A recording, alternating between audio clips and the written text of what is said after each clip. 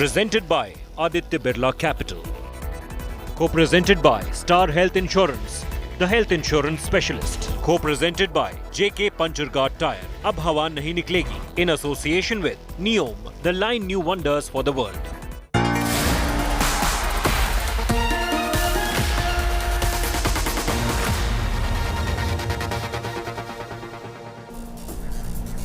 Good evening, hello and welcome. You're with the news today, your primetime destination news, newsmakers talking points. The Narendra Modi government or the Prime Minister himself claims opposition is uniting only to shield the corrupt. Well, the opposition hits back and says that there is only vendetta against them at the moment. Is this an anti-corruption crusade or is the opposition justified in calling it a vendetta? We'll tell you more on that. Also, VVIP treatment for the Karnataka seer arrested for allegedly raping 2 minor girls. He's in an ICU complaining of chest pain. We'll tell you more on that story too. But first, as always, it's time for the 9 headlines at 9. India gets its first indigenous aircraft carrier, INS Vikrant, inducted into the service by Prime Minister Modi. Opposition claims government taking credit for a process that began more than 2 decades ago. Arrested for child rape and sent to 4-day police custody, Lingayat seer taken now to ICU complaining of chest pain. Citizens and activists question, is the seer being granted special treatment because an election is due in Karnataka? Enforcement Directorate grills Trinamool Congress's General Secretary Abhishek Banerjee for 7 hours in a coal smuggling case. Banerjee plays victim, says agencies have become a puppet of the centre. BJP says matter of time before law delivers justice against the corrupt. Supreme Court grants interim bail to activist Teesta Setalvad in the 2002 Gujarat riots case. Teesta asked to surrender her passport. High Court to take decision on regular bail. Jharkhand governor flies into Delhi as Chief Minister Hemant Soren's fate hangs in the balance amidst poaching threat. 3 more Jharkhand ministers arrive at Mayfair Resort in Raipur. A minor in Bagpat is stalked. Her parents issued beheading threat, accused nabbed by police. In Ayodhya, minor sisters harassed by 3 men. Shocking videos emerge. A chilling video of a serial killer in Bhopal. 4th security guard murdered in cold blood. Police nab murderers by tracing victims' phone. An injured Ravindra Jadeja ruled out of the Asia Cup due to a knee injury. Aksar Patel named as his replacement. And a race to 10 Downing Street on its last leg. Voting by Tory members end. Liz Truss and Rishi Sunak await result. Truss appears set to be the next PM.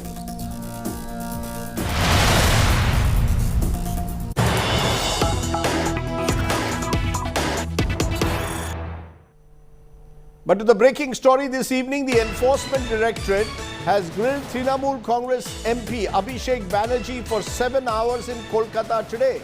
Abhishek Banerjee has just been questioned in the coal scam where already arrests have been made. The Trinamool Congress MP says that central agencies are targeting him, claiming Amit Shah, the Union Home Minister, is actually the one who is behind a cattle smuggling scam where cattle are being allowed to cross the border by the BSF. TMC MP even went to extent of saying that the cattle smuggling proceeds will go to Shah. The BJP has hit back saying law will catch the crime kingpin. So all the battle lines now being drawn once again in West Bengal. This time Mamata Banerjee's nephew Abhishek Banerjee at the center of it all. Now all of this is coming just a day after the Prime Minister said that there was a coalition of the corrupt that was building up against his government. Remember, the Prime Minister's statement has seen the Trinamool Congress and the Janata Dal United of Nitish Kumar attacking the government, saying they were shielding in a way or using the Enforcement Directorate to target the opposition. Abhishek himself today was grilled for more than 7 hours. The TMC even started a social media campaign calling the CBI and ED puppets of the BJP. With Prime Minister claiming that the opposition is uniting to save the corrupt, the battle lines are being drawn. Take a look.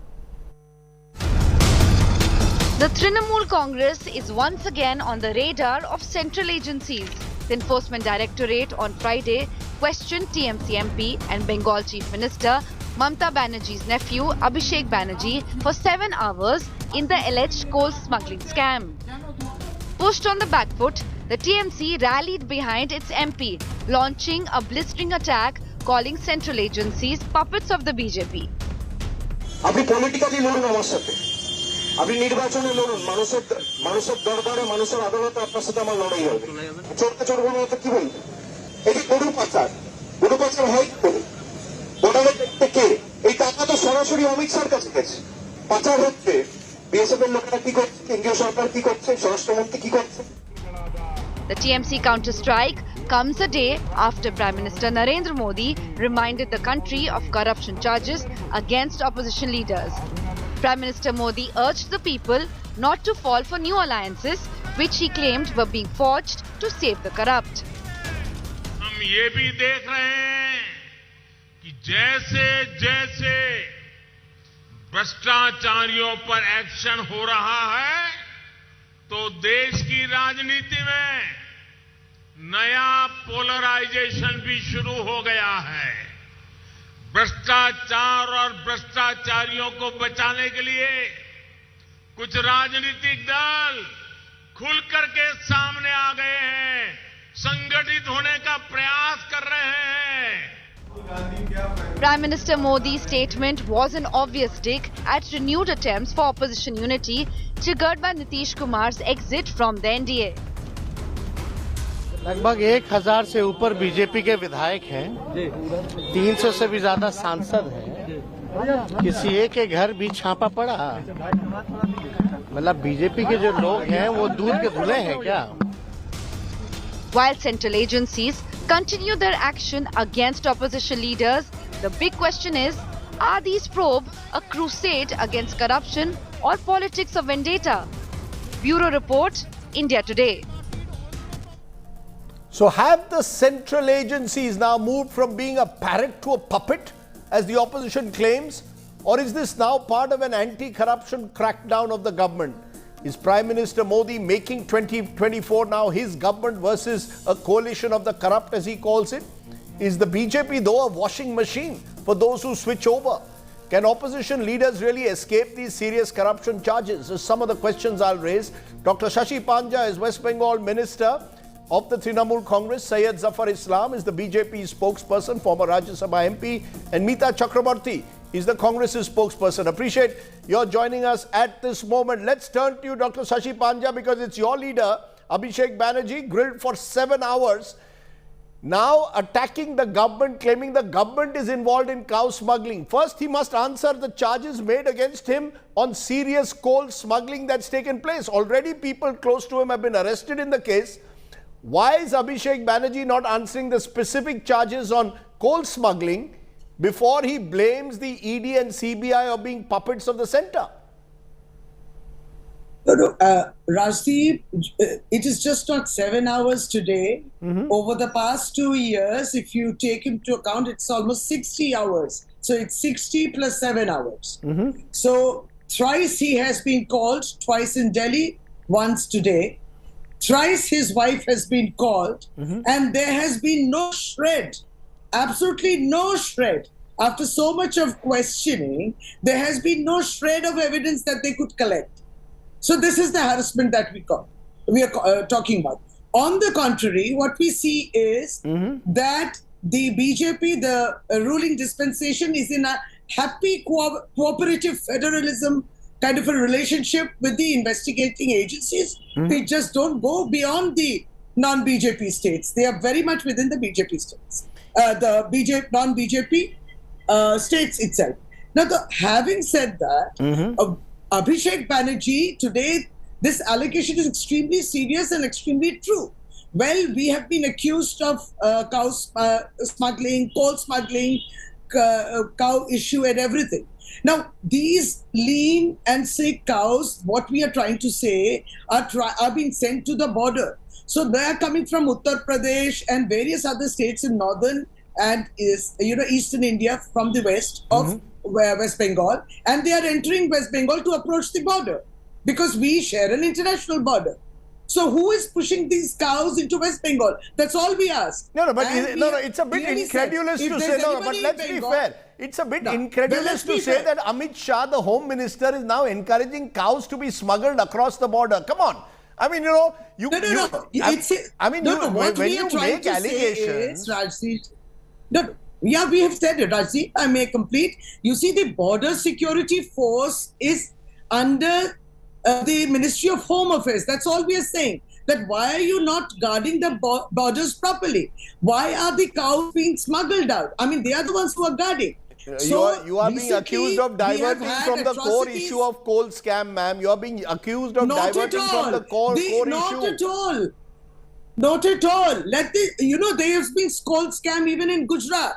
There are 60 lakh tons of coal which are missing in Gujarat. There's a 6,000 crore scam. Let all these scams be unveiled. Okay, Let all the CBI and ED go elsewhere too. They can be here and they can go elsewhere too. How come everybody's so insulated from the CBI and ED, and only Trinamool Congress, about 36 leaders have been targeted? Prove it. The fact is, they are saying this is the point which is being made, Syed Zafar Islam, that, these are all investigations that are dragging on for years on end. And every now and then, the CBI carries out or the ED carries out high-profile raids or interrogation. At the end of the day, the conviction rate remains abysmally low. In some instances, there are no arrests being made, but the sword hangs over many opposition leaders like Abhishek Banerjee. It almost seems as if you are encircling the opposition, but you need to have convictions in place. Otherwise, the process is the punishment. Keep raiding them, keep investigating, keep the pot boiling. That's what you're doing, is the charge being made by the opposition. Rajdeep, given a chance, and please hear me carefully, given a chance, we will put every corrupt person behind the bar. But that is something, it's not in our hand, it's the government's hand. That is the independent agencies. All these agencies are independent. They are discharging their responsibilities based on certain evidence, information, leads they have. Independent of whom? They are performing duties. You want this country to seriously believe that the Enforcement Directorate and CBI are independent? Absolutely. Absolutely. Independent of any interference from any quarter, including the government. So then why is it that the series of leaders that I put out of BJP, why are you soft on, sir, if the central agencies are independent, then why is it that they seem to operate only in the opposition ruled states? Why is it that when Maharashtra leaders who were under the ED gaze, when they were Uddhav Thackeray's government, switch over to the BJP, the ED stops? Why is it that the Shubhendu Adhikari, when he's in the Trinamool Congress is being investigated, comes into the BJP, investigation stops? Questions will be raised. Are you done with your question? Because you keep interrupting me. If you're done, then I will let you respond peacefully. Please go ahead. Without okay, sir. Yeah. I concede I interrupted. So you posed me a question in terms of you posed me a question in terms of the conviction rate. Let me ask you another question. Oppose you as counter question. What is the conviction rate in lower court? What is the conviction rate in High Court and Supreme Court? Have you ever checked? And it is in our hand that we need to convict. Yes, if it is in our hand, then we will convict everyone. Those who are, we know that we have enough evidence and we know they are corrupt. They need to be behind the bar and we will convict them. But it is the judiciary, it is the law of the land which will take its own course. It is not us. It is not the government. It's not the government's duty. The government's duty is not to interfere in the working of the agencies because they are independent. They need to discharge their responsibilities without interference from any quarter, including the government. It is the government's duty to ensure that the Enforcement Directorate, sir, it is the government's duty to ensure that the Enforcement Directorate and the CBI operate both in BJP and non-ruled BJP states. At the moment, they only seem to focus on the non-BJP states. Are we saying that the BJP में सब दूध से धुले हुए हैं? If you are smiling when I say that. BJP में सब दूध से धुले हुए हैं. No, नहीं ईमानदारी से धुले हुए हैं. दूध से धुले हुए वो आ रहे हैं ना, उसको उनसे पूछिए. But let me pose another question to you. If you think, Mr. Or anybody else, if anyone thinks that yes, there is somebody who is corrupted within BJP, is someone stopping them? Approach the court. If you have evidence, Rajdeep, approach the court with all the evidence that yes, this person is corrupt. But fact that there is no scam in last 8 years. There's nobody who has accepted bribe, unlike in the past we have seen. Nobody's accepted bribe. Karnataka's contractors told us on record that just a minute, ma'am. Karnataka's contractors in a BJP-ruled government just told us over the last few months that there are 40% bribes that they are paying. I haven't heard the ED or the CBI go to Karnataka. See, no, tomorrow somebody tell you that you have accepted bribe to promote someone. Will you accept it? There has to be some evidence. That's why I said you let agency work based on the standard they need to, or protocol they need to follow. And what is the protocol? That they need to have enough evidence before pursuing a particular case. Anybody can say anything, and politician will make some kind of allegation. You're saying it's not enough to make allegations. Please provide evidence. Is that there needs to be enough evidence to pursue a case. In a moment, but before that, Shashi Panja, quickly respond to that. That it's all very well to say that the Home Ministry is allowing cattle smuggling to take place across Bengal. You're going to have to provide much harder evidence than that. These are generic statements. That there's a 60,000 crores involving cattle in Gujarat. Provide evidence, put it before the public domain. That's what the BJP did when they were in the opposition. They put out documents in the public domain. Okay. So everything has to be done. It's on the onus of us to prove ourselves innocent, They are getting a bit carried away, I feel. There are no raids in Gujarat, Madhya Pradesh, Jharkhand, you are buying MLAs. Goa, Congress MLAs had to be shifted elsewhere. It is all out in the open. It's so naked. And you mentioned already Karnataka. We have Assam Chief Minister who was all right. He was chased when he was in Congress, but he was not chased. He was absolutely clean when he went over to Assam in the BJP. So how many evidences do you want? I mean, there's something on the public domain. It's not just allegations, actually true. They cannot deny it. They cannot deny it. You are buying MLAs. The fact is, Shashi Panja, Rajdeep ji, 3 Jharkhand MLAs, Congress MLAs, were caught with money in Bengal. And Jharkhand Congress MLAs saying that Hemanta Biswa Sarma has called us to strike a deal and has given us, a praloban to that somebody will get ministerial jobs. Even AAP has been saying, Kejriwal has been saying, so we are all wrong. We have to come out with evidence, and BJP is absolutely all right. And there is, they don't even have to put up evidence. They can continue to accuse. My only limited point is that Partha Chatterjee, for example, just a minute, sir, I'll come to you. Partha Chatterjee was caught with in homes associated with him, crores of cash were caught. So he's literally been caught with the cash. That hasn't happened at the moment with the BJP leaders. At the moment, those are accusations. But Ms. Chakraborty, yesterday the Prime Minister said what's happening is a coalition of the corrupt. And I am cracking down on the corrupt using, and the moment the crackdown comes, the opposition is getting together. So AAP in Delhi, Trinamool Congress in Bengal, your senior leadership in Delhi is all being accused of coming together to save themselves. How do you respond? Okay, good evening to all your viewers. Now, firstly, the BJP spokesperson said that ED and CBI are supposedly independent investigating agencies. Now, I have a very limited query to make. Earlier today, I think a statement was made by BJP state president in West Bengal, Shukanto Majumdar, that something major is going to happen after this ED round of investigation to Abhishek Banerjee. Now, my limited query is that Shukanto Majumdar does not represent ED. How come he is in a position where he can predict what the next possible steps of ED will be? That's really surprising. And even after that, BJP spokesperson is making tall claims as how ED and CBI are being used non-preferentially and they are being used against all corrupt political leaders. If that is the case, then what happens to a like of Shubhendu Adhikari, who was seen in camera accepting bribe, or the likes of Hemant Biswa Sharma? Remember, BJP had released a booklet accusing that he's a prime suspect.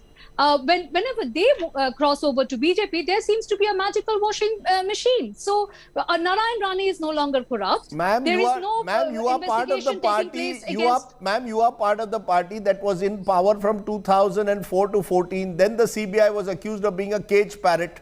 Today you are accusing the BJP of using them as a puppet. You see, between puppet and parrot, people like us are asking, maybe all you politicians need to catch each other. Maybe that's the only way we'll clean public life. Mr. Sardesai, if you'll give me some uninterrupted time, sir. Yes. My limited point is that I would have accepted that BJP is on some kind of a crusade against corruption had they used the same yardsticks, the same process, the same vigor against their own leaders who have major accusations of corruption against them. When they are not doing, more than 3,000 raids have been conducted in the past 8 years, and yet we see a dismal conviction rate of 0.5%.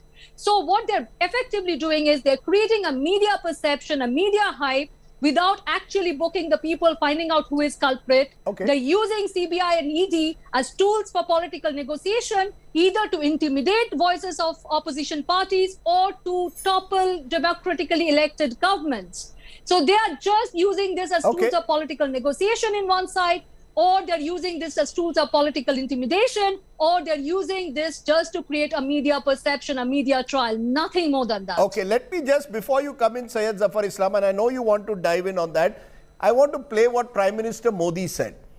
Prime Minister Modi was Chief Minister of Gujarat, and when he was Chief Minister of Gujarat, the Prime Minister had attacked the CBI and questioned the CBI and its bona fides and claimed that the CBI was being used to target the BJP. I keep saying, in Indian politics, where you stand depends on where you sit. Just listen in and then I want you to respond. षड्यंत्रों का लिए उनका सबसे बड़ा औजार है CBI. ये Congress bureau of investigation है। हमें सीबीआई का डर मत दिखाओ। गुजरात के अधिकारियों को, गुजरात के नेताओं को, गुजरात के मंत्रियों को सीबीआई आने वाले दिनों में फंसा देगी, ऐसे आज खबर मैंने पढ़ी। और ये सीबीआई का राजनीतिकरण, ये सीबीआई का दुरुपयोग, निर्दोष लोगों को परेशान करने के लिए सीबीआई का अनाप शनाप कारनामे जो चलाए जा रहे हैं, और कभी न कभी तो आपको हिंदुस्तान की जनता को जवाब देना पड़ेगा।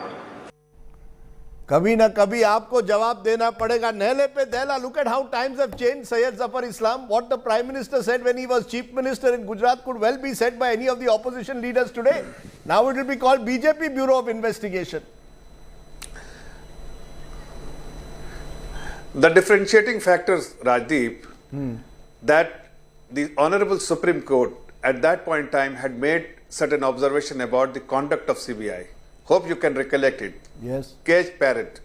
Have somebody made this kind of remarks, or has the Honorable Court, Supreme Court or High Court has made such kind of remarks about the conduct of CBI now under the leadership of the Honorable Prime Minister? Because the government is distancing itself, arm's length distance between the agencies and the government functioning.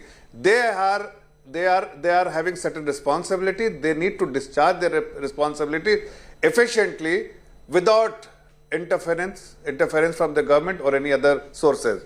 Having said that, let me tell you that these people who are making this kind of a statement about certain people who have joined BJP, had they been honest, they would have fired him if they felt that they were corrupt. They never took action against them just because they have joined BJP. Now they are saying they were corrupt because they have joined BJP. And it's all no, 1 minute. Zafar Bhai, let me give you a classic example. Zafar Bhai, 1 minute. There is an error. 1 minute, ma'am. Sashi Punjab. One classic example is Narayan Rane from Maharashtra. It is your own leader, Kirit Somaya, who came out with documents claiming that Narayan Rane was involved in Benami transactions and money laundering, demanded an inquiry. This was when Narayan Rane was in the Congress. The moment he has switched to the BJP, no one has heard of these inquiries. Kripa Shankar Singh, another person, when he was booked for corruption, he was in the Congress, he comes to the BJP. The case has now got delayed. So questions will be raised. I mean, come on, the public, ये BJP public है, ये सब जानती है, अंदर क्या है, बाहर क्या है, सब कुछ पहचानती है जफर इस्लाम भाई. No, what is the charge sheet against them? Is there any charge sheet against them? See, the fact that if, as I said, if the agencies have certain leads, they will come to you. No, that's what I'm saying, that if agencies have certain leads, it is their responsibility. It is onus on them to visit and interrogate somebody to find more information if they feel that there is a merit in the lead. Okay. If there is no information they are able to find out, or evidence they are able to find out, obviously this will okay, so they will not pursue. There are certain cases they have not pursued, even on the opposition case. Okay, one by one, Zafar, you made your point. But let me tell you. Yes. But this is where the question arises. No, 1 minute, Zafar Islam, 1 minute. As far as Bharatiya Janata Party is concerned. Yes, go ahead, finish off. As far as Bharatiya Janata Party is concerned, what is your statement, Zafar Islam? No, as far as Bharatiya Janata Party is concerned, all I can tell you that this party is known to everyone that we are having zero tolerance on corruption. We will not tolerate corruption, no matter who. That's a very strong statement to make in a TV. Okay, sir, you made your statement. That's a basic statement. Mita Chakravarti, you want to respond, and then Shashi Panja. Yes, Mita. Yes, so when Zafar Islam says no institution. 1 minute. Zafar Islam says no institution has damned the ED as yet, like the CBI was damned when the UPA was in power. Right. So my limited query is that when Hemant Biswa Sharma was in Congress, it was BJP who had actually released a booklet making him the prime accused in the water supply scam. It is known that there was an American construction management company that was involved in that alleged scam. Why don't you all go to the court? There was a charge why sheet don't that has been filed in the US Department of Justice. Why don't you go to the court, file a public interest litigation saying that the BJP leaders are being protected, that the enforcement directorate is being misused, whether it's for Sonia Gandhi, who's being you claim is being targeted, or Hemanta Biswa Sharma, who's being let off. Of Please course. go. So in a case like National Herald case, where in any money laundering case, money needs to move from point A to point B. In National Herald case, we see that there has been no transfer of assets, no dividend paid out, no salary paid out in a non-profit organization. Why don't you all go to the appropriate agency and claim that the agency? No. Days after days. Okay. So there is a very clear indication. It's absolutely clear and evident that CBI and ED are being used as tools for political vendetta or political intimidation. Okay, and also to create this entire media hype that BJP is on this crusade against corruption, while their own leaders are not being charged, not being interrogated, not being investigated. So I would really like to know what is happening against Shubhendu Adhikari or Narayan Rane, for example, or Hemant Biswa Sharma, for example. No, just a minute, Zafar. The fact is, Shashi Panja, the open dare from the BJP keeps coming that if you feel that Shubhendu Adhikari is being let off, go to the appropriate court and say that in this entire investigation, different stands are being adopted, whether it's Narda or Sarda. Go to the court. At the end of the day, there are courts in this country. We are still a country where courts are there. If you are innocent, if Abhishek Banerjee has nothing to hide, he should not be worried about the courts. That's the ultimate space, not a TV studio, not a political party. The courts will decide, not the ED, not the CBI, not me.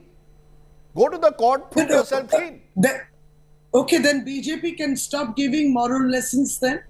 Then why are they giving moral lessons to everybody when they can upload a video of Shubhendu Adhikari when he was in TMC of a sting operation, and the moment he goes over to their party, the BJP website, they remove that, video from their website itself. So they should not be done talking about taking moral lessons. You just mentioned Zafar Iqbal Sahib. You were just mentioning. But you were giving lots of moral lessons about zero tolerance.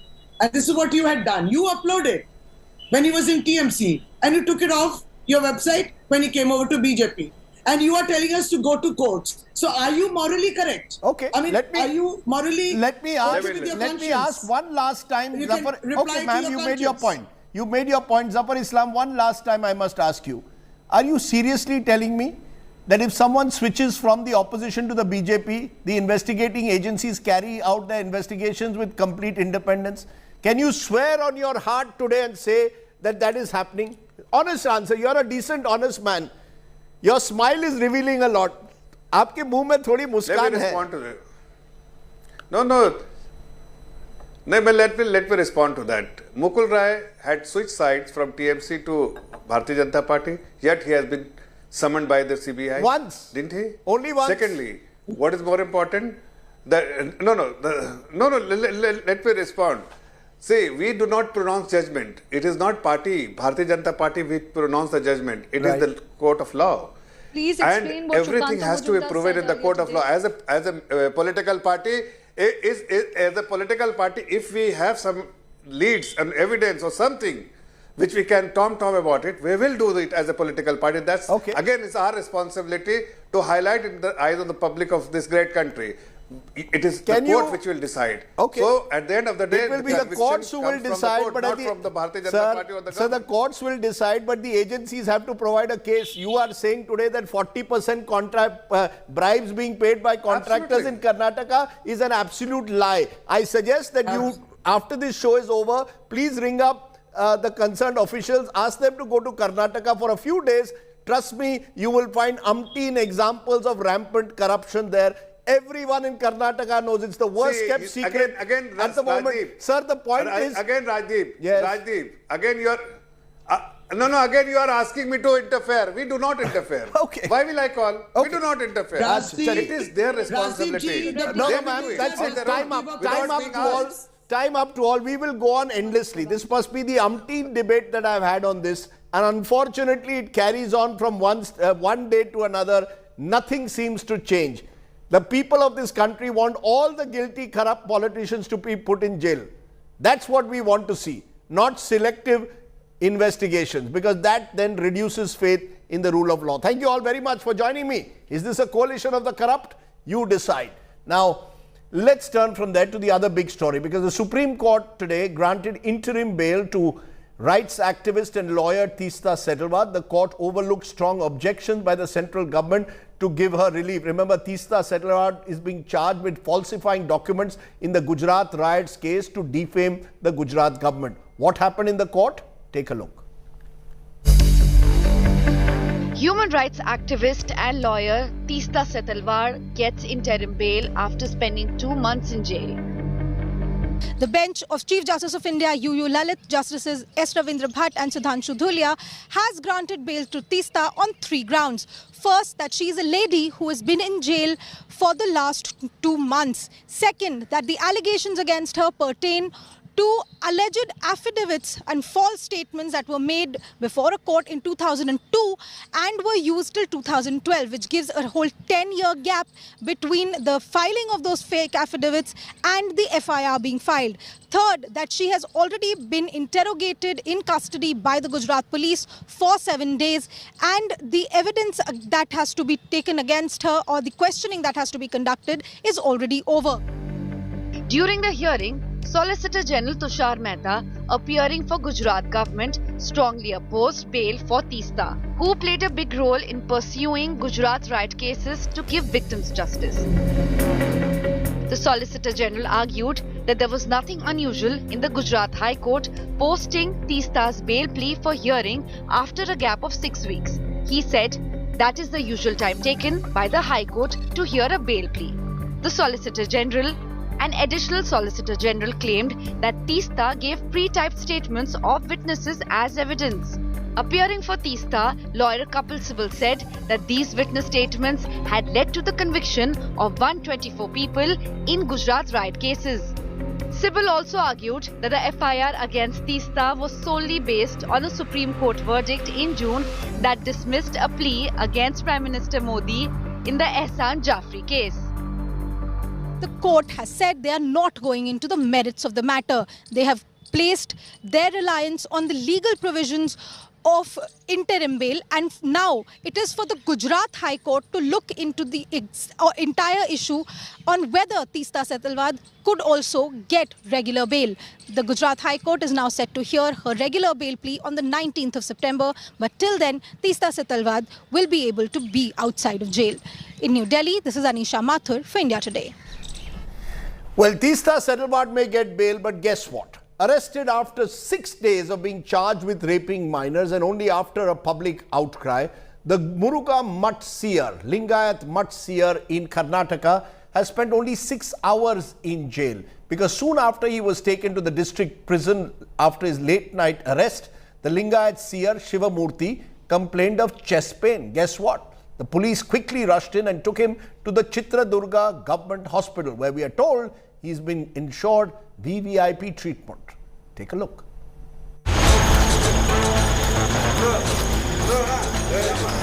A late night arrest, health scare and VVIP treatment. There was high drama in Chitradurga following the late night arrest of Muruga Mutt Pontiff Shivamurthy Muruga Sharanaru, who is accused of raping 2 minor girls. The rape suspect Seer was taken to the district jail at 3 a.m. Later, he complained of chest pain. The Seer was shifted to the Chitradurga Government Hospital at 9:10 a.m. in an ambulance. He was seen being taken on a wheelchair in the hospital. India Today learns the Pontiff underwent an ECG, blood test and CT scan at the jail. Actually, our physician suggested for cardiologist opinion. So, cardiology team will be visiting Swamiji now, and they will examine thoroughly the cardiac condition. The seer is likely to be shifted to Bengaluru's Jayadeva Hospital, where he will be kept on the 6th floor, away from the regular patients. ರೋಗಿಯನ್ನು ಸ್ವಾಮೀಜಿಯನ್ನು ಪರೀಕ್ಷಿಸಿದೆ ಕೂಲಂಕುಷ ಪರಿಶೀಲಿಸಿ ಅದಕ್ಕೆ ವರದಿಯನ್ನು ನಮಗೆ ನೀಡಿದ್ದಾರೆ. ಅವರಿಗೆ ಸ್ವಲ್ಪ ಪದೇ ಪದೇ ಚೆಸ್ಟ್ ಪೇನ್ ಬರ್ತಿತ್ತು. ಈಗ 10 ವರ್ಷದಿಂದ BP ಶುಗರ್ ಇದೆ. ಈಗ ಒಂದು ಹೇಳಿದ್ರು. ಜೊತೆಗೆ 2 ದಿವಸದಿಂದ ಅವರು ಕರೆಕ್ಟ್ ಆಗಿ ಟ್ಯಾಬ್ಲೆಟ್ಸ್ ತಗೊಂಡಿಲ್ಲ ಸ್ವಾಮೀಜಿ ಅವರು. The hospitalization of the Muruga Mutt chief, who was sent to 14-day judicial custody after the arrest, raises a serious question. Is the health issue merely an excuse to evade jail? Several activists are alleging that the seer's arrest was a sham.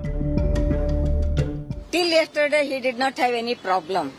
Okay, he was trying to escape from the mutt twice also, because yesterday there was a news that he is going out of the mutt after this anticipatory bail thing is posted for today or tomorrow, something like that. And suddenly he developed chest pain, means that is again another ploy. I really feel that. See, this will happen. Every senior politicians and the Swamijis, this has been very regular. This is not a surprise. Shivamurthy Muruga Sharanaru is booked under sections of POCSO and ST and SC Atrocities Act for allegedly raping 2 students staying at the Mutt hostel.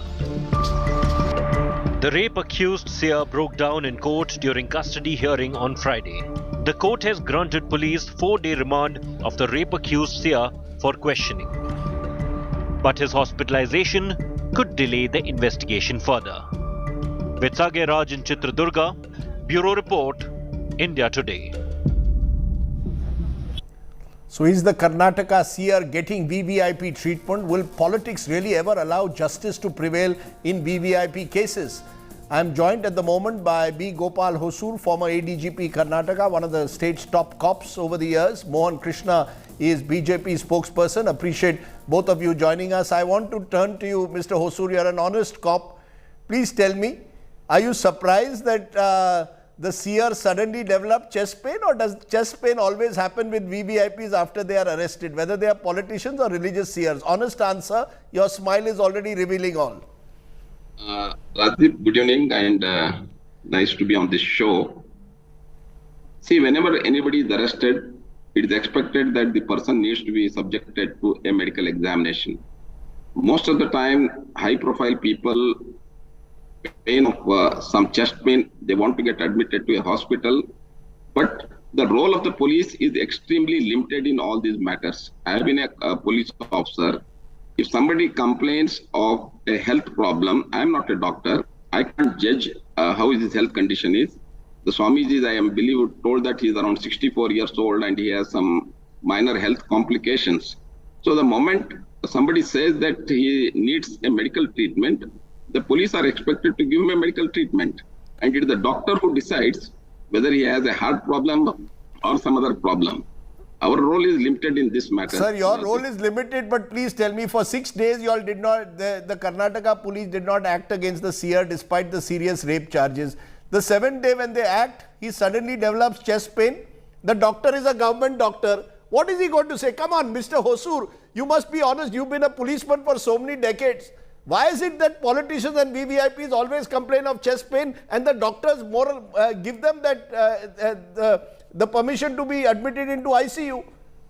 Rajdeep, I can answer to your first question and not the second one about the doctors, because I am not a doctor. Though I had a hospital today in Bangalore city, I am not a doctor. But the 6 days delay that you mentioned, I think, in my opinion, the police followed the process of law. POCSO is a very stringent law, very strong law. The moment a complaint was, the CWC recorded the statement in the presence of the police in Mysore city.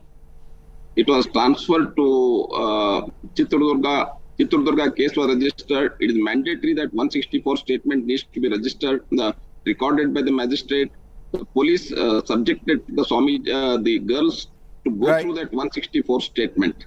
And only when there was evidence to that effect, the police went ahead with the arrest. So you're saying there was no delay in the arrest, but the fact is this chest pain is what troubles me, because chest pain I suspect is questionable. Mr. Mohan Krishna, is the BJP government too embarrassed to have a Lingayat seer in jail on rape charges in an election year when the Lingayat vote has been your core vote?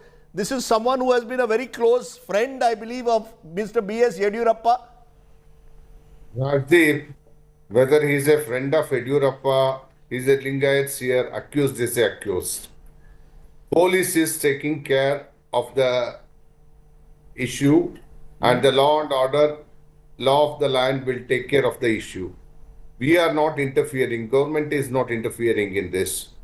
If that kind of chest pain or something has been reported by the seer, then it has to be taken care.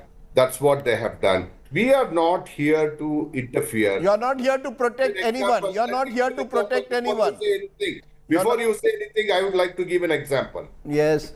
In SI case, we have arrested ADGP. You can see Mr. Kumai, Honorable Chief Minister of Karnataka, he is not going to spare anybody free for that matter. It is election year or whatever may be. For that matter, accused is accused, and if prima facie and the things are proved, and they have to, the law of the land will take care of that issue. Okay. Not here to interfere in between. Okay, you're saying not interfere. Remember, the police submitted the medical report, the court rejected it and said bring the seer in court, and then granted 4-day police custody, saying no hospitalization was needed. Prakash Belawadi, as an actor and filmmaker, is joining us, one of Karnataka's most prominent voices. Appreciate your joining us, Prakash. You know, we are seeing a lot of citizen anger. This case seems to have struck a chord with a number of people who believe, why should a religious seer, however influential, it seemingly get away with what anybody else under POCSO would have faced serious punishment for? I agree that, you know, there is some public anger, and you can see even on social media, people think that the seer is being protected because the state is wary of, as you mentioned, igniting anger among the community, which is a very major vote bank for the BJP. That's right. But you see, it is a very dicey matter because it comes from some kind of internal strife within it's a very celebrated organization, the Muruga mutt. It is kind of hoary history going back to some 300 years. They trace their lineage to the 12th century from there. So it is very difficult for any party, not just the BJP, to get talk about this. But the organization that is behind this, in Mysore is quite a powerful, rooted organization, and I think this is going to be a long-drawn fight. So you think the Mutt leader has a lot of popular support because the Mutt itself is very influential in large parts of Karnataka? I think it is influential for sure, but it's also a very useful organization in the social world, because they run 150, 160 institutions, I think, schools, colleges, engineering colleges, medical colleges. So there is a very large body of beneficiaries, of the Mutt. And he is much revered. The person we are talking about is known to be progressive in many ways and forward-thinking. So I think this is going to be a long-drawn case. It won't be as simple as it seems, from the first FIR, So you're saying in a way that the public, that because the Mutt has this wider influence, institutional support, it won't be an easy case to crack. Mohan Krishna, you're in an election. I come back to it. You're in an election year. Don't tell me that the seer, who was seen with Rahul Gandhi also last month, but has mainly been seen with BJP leaders, is he someone that you would like to see behind bars? Or is it someone who will get protection at some level? Today he's been complaining of chest pain, going to an ICU. Tomorrow, he will miraculously, witnesses will turn hostile. That's the fear. Irrespective of whether it is chest pain or anything for that matter, you have to understand one thing. The government of the day is not interfering in the matters of the probe. We are going to have an impartial probe. The probe is going to give the result. If the accused is fine, if he is found rather that he has committed the mistake, he is going to be behind the bars. If irrespective of whether he is a seer, whether it's you or me for that matter. Okay. And irrespective of election year, we are not here to comply and give enough room for evidences to prove that we are here for vote bank. As I told you already, you keep saying this on TV, already the medical report has been rejected by the Karnataka court. So clearly the medical report was also seen as designed to ensure that he didn't go in jail. I'll just come for 10 seconds. Seconds. Court, for that matter, judiciary is always intelligent. Intelligent will take a right decision. Right decision will be followed by the government. Okay. Please. Okay, we'll wait and see. This is a case that we are not going to spare. We are going to continue to track it. Remember, 2 young minor girls have shown the courage to come out and speak against a religious seer. And in fact, they are the ones who deserve credit, because they are the ones who, under great pressure, Prakash Belawadi has spoken. In that sense, don't they at the end, aren't they the heroes of the moment? These 2 young girls and the NGO that backed them have actually taken on a very powerful, influential seer, Prakash. It is a very big case, and indeed, it would require a tremendous amount of courage and heroism.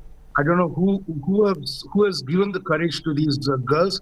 I have visited this organization in Mysore, that does the rescue girls who are trafficked and all that. But you must see that no political party will dare to actually push this.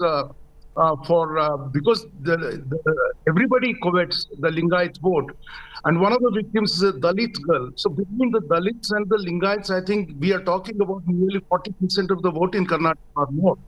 And so everyone is going to handle it with a great deal of care. There's one more thing I want to tell you, is that there was the person who the seer is accusing of actually conspiracy, being behind the conspiracy, is an old colleague who was with the Mutt for a long time, and he had to quit under a cloud in 2007 or 2008 or thereabouts. He came back to the Mutt this year after 15 years, I believe, and something hasn't worked out, and he has quit again. So there are, and he was actually tipped to be the seer earlier, So there could be an element of intrigue. There could be an element of intrigue behind all of this. Either way. So you must follow this. I think people are going to follow this. We will certainly follow this. This is a case we will certainly follow twists and turns. Religious godmen in this country, part of the VVIPs, especially in election year. If you and I were sent to jail tomorrow and complained of chest pain, what would happen to us? Think about it. No, I think politicians and important people always get chest pain or when they do. That's right. That's right. Mr. Hosur. You have to take it seriously because he's in his 60s. Right. And, okay. I've run out of time. I wish I had more time. Mr. Hosur, Mohan Krishna, Prakash Belaudi, appreciate your joining us. As I said, it's a case that we will keep tracking. Up next, India gets its first indigenous aircraft carrier. Time to celebrate. INS Vikrant in a new avatar. We'll tell you more on the other side. You're watching the news today. News without the noise.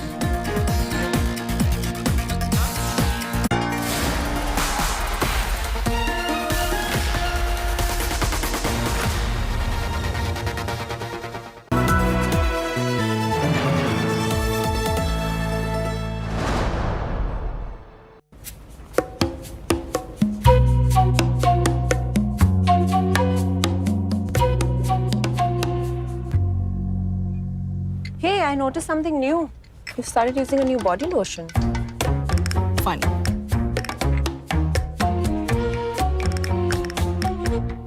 I'm so sorry for the delay. I was on another call. It just kept going on. No, Papa.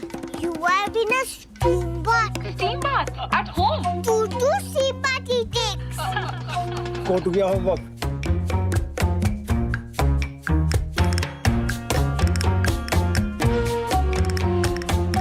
It's 7:20 already. The kickoff's in 5 minutes. Get all the boys. We have the entire place to ourselves, man. Not working? Of course it is. But I don't want you guys to be using this bathroom. So use the other one.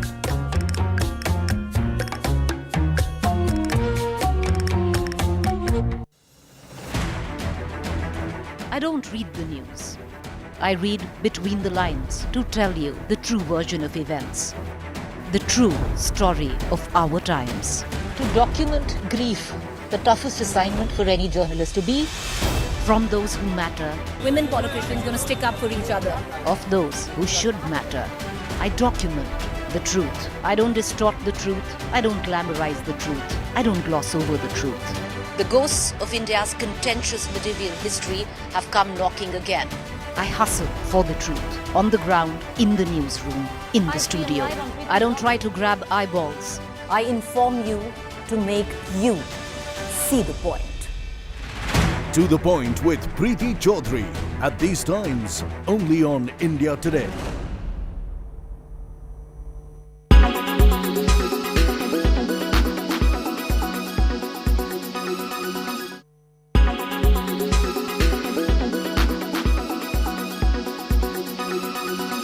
Make your media plan smarter with India Today Live TV on your connected devices. Everyone's busy finding what's trending. You're busy finding out why. India Today for those who research before reacting. Download the India Today app now.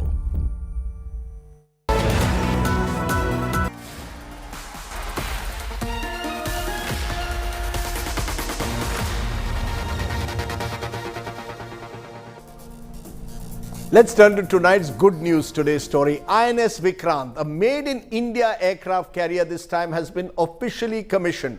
The ship will now act as a deterrent amidst China's growing presence in the Indian Ocean region. It marks a huge step forward in India's attempt to strengthen its country's maritime force and also to build indigenous defense aircraft. Now, take a look at what exactly today meant. A detailed report is our good news today story. The INS Vikrant is here.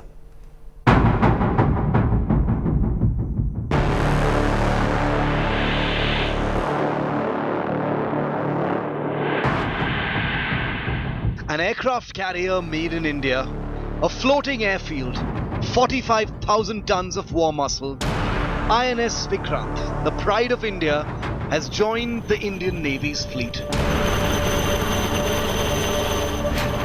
This next-generation aircraft carrier, the largest warship ever built in India's maritime history, was commissioned in Kochi by Prime Minister Narendra Modi on Friday. जोरदार तालियों के साथ आइए स्वागत करते हैं भारतीय नौसेना में INS विक्रांत का। विक्रांत विशाल है, विराट है, विहंगम है। विक्रांत विशिष्ट है, विक्रांत विशेष भी है। विक्रांत केवल एक युद्धपोत नहीं है, ये 21वीं सदी के भारत के परिश्रम, प्रतिभा, प्रभाव और प्रतिबद्धता का प्रमाण है। The entry of India's biggest Swadeshi warship into the Navy is a huge push for Atmanirbhar Bharat. The induction of the aircraft carrier is key to India's maritime interests, especially in the Indo-Pacific region, with a belligerent China attempting to widen its reach. हम हमारी collective security की जरूरतों को पूरा करने में पूरी तरह से सक्षम हैं। हम एक free, open and inclusive Indo Pacific में विश्वास रखते हैं। इस संबंध में हमारे प्रयास माननीय प्रधानमंत्री जी के विजन सागर यानी security and growth for all in the region से गाइडेड है।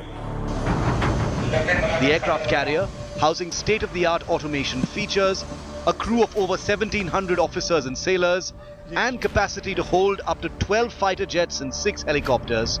This is a floating airfield and a city in itself. We can see the 2 runways very clearly from here. This will give you an idea how exactly air operations will take place.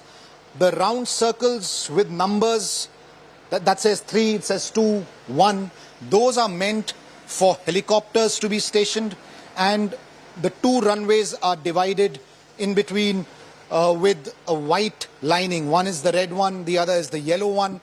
2 runways are there, one is a shorter one, the other a longer one. The shorter one for operations to be launched quickly when the aircraft can fly without a payload.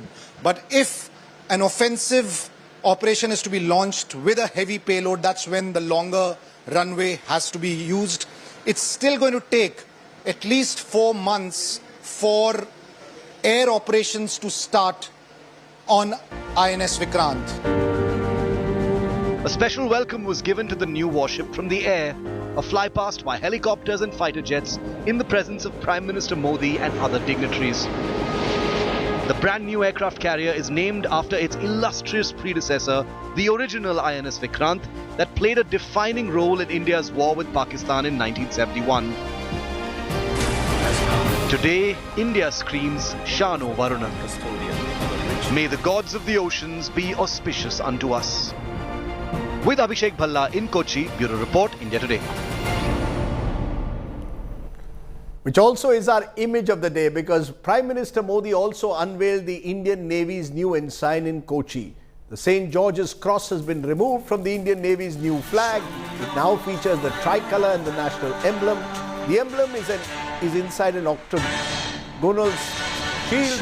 Beneath it is the Navy's motto, Shamo Varna, the golden border surrounding the national emblem inspired by the seal of the one and only Chhatrapati Shivaji Maharaj. That's the new seal, and it is a proud day for the Indian Navy.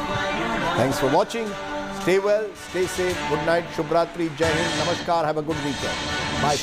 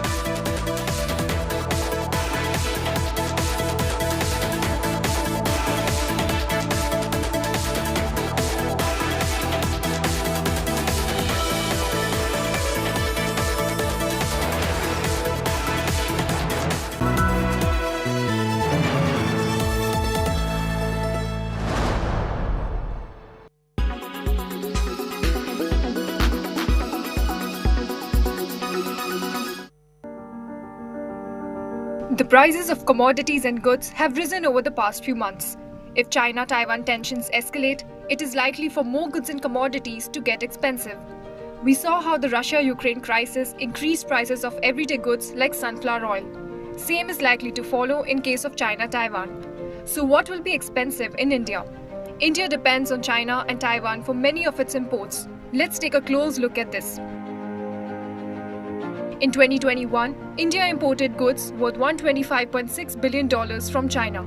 These include integrated circuits, laptops, computers, oxygen concentrators, and vehicle parts. Imports from China has increased by 45%. But due to the border disputes between India and China, over 50 Chinese apps continue to stay banned. But what does India import from Taiwan? Taiwan plays host to 20% global supply of semiconductors. And in the last 10 years, India has exported $58 lakh worth of electrical machinery, plastic and its articles, nuclear reactors, organic chemicals, iron and steel. All these raw materials are used to make final products. If there's a war between China and Taiwan, it is likely for these goods and services to get even more expensive than they already are.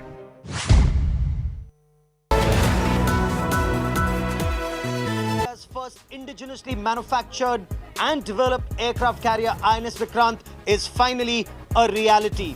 As Navy prepares for sea trials with fighter jets, there is now a raging debate. Does India need a third aircraft carrier? Can India afford one? Or should the investment be in long-range aircraft, missiles and nuclear submarines? Join me, Gaurav Sawant, as I get you the latest on India First at 10 p.m. tonight, only on India Today.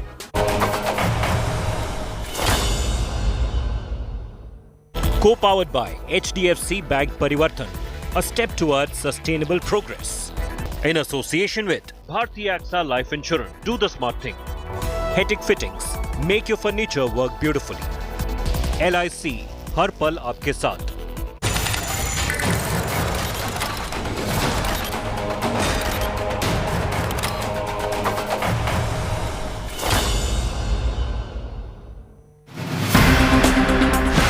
The iconic INS Vikrant is reborn.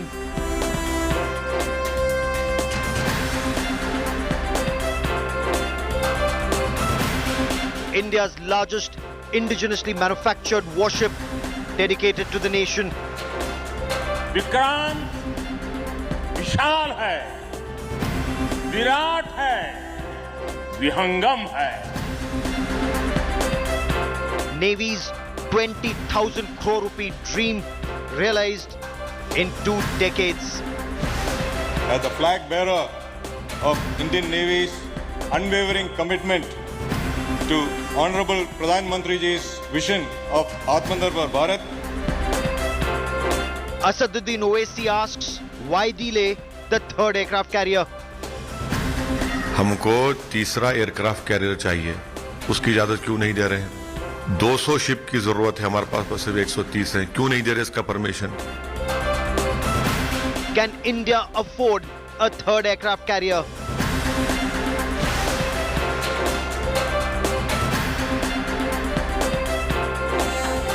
Is the third aircraft carrier a 43,000-ton target for enemy missiles?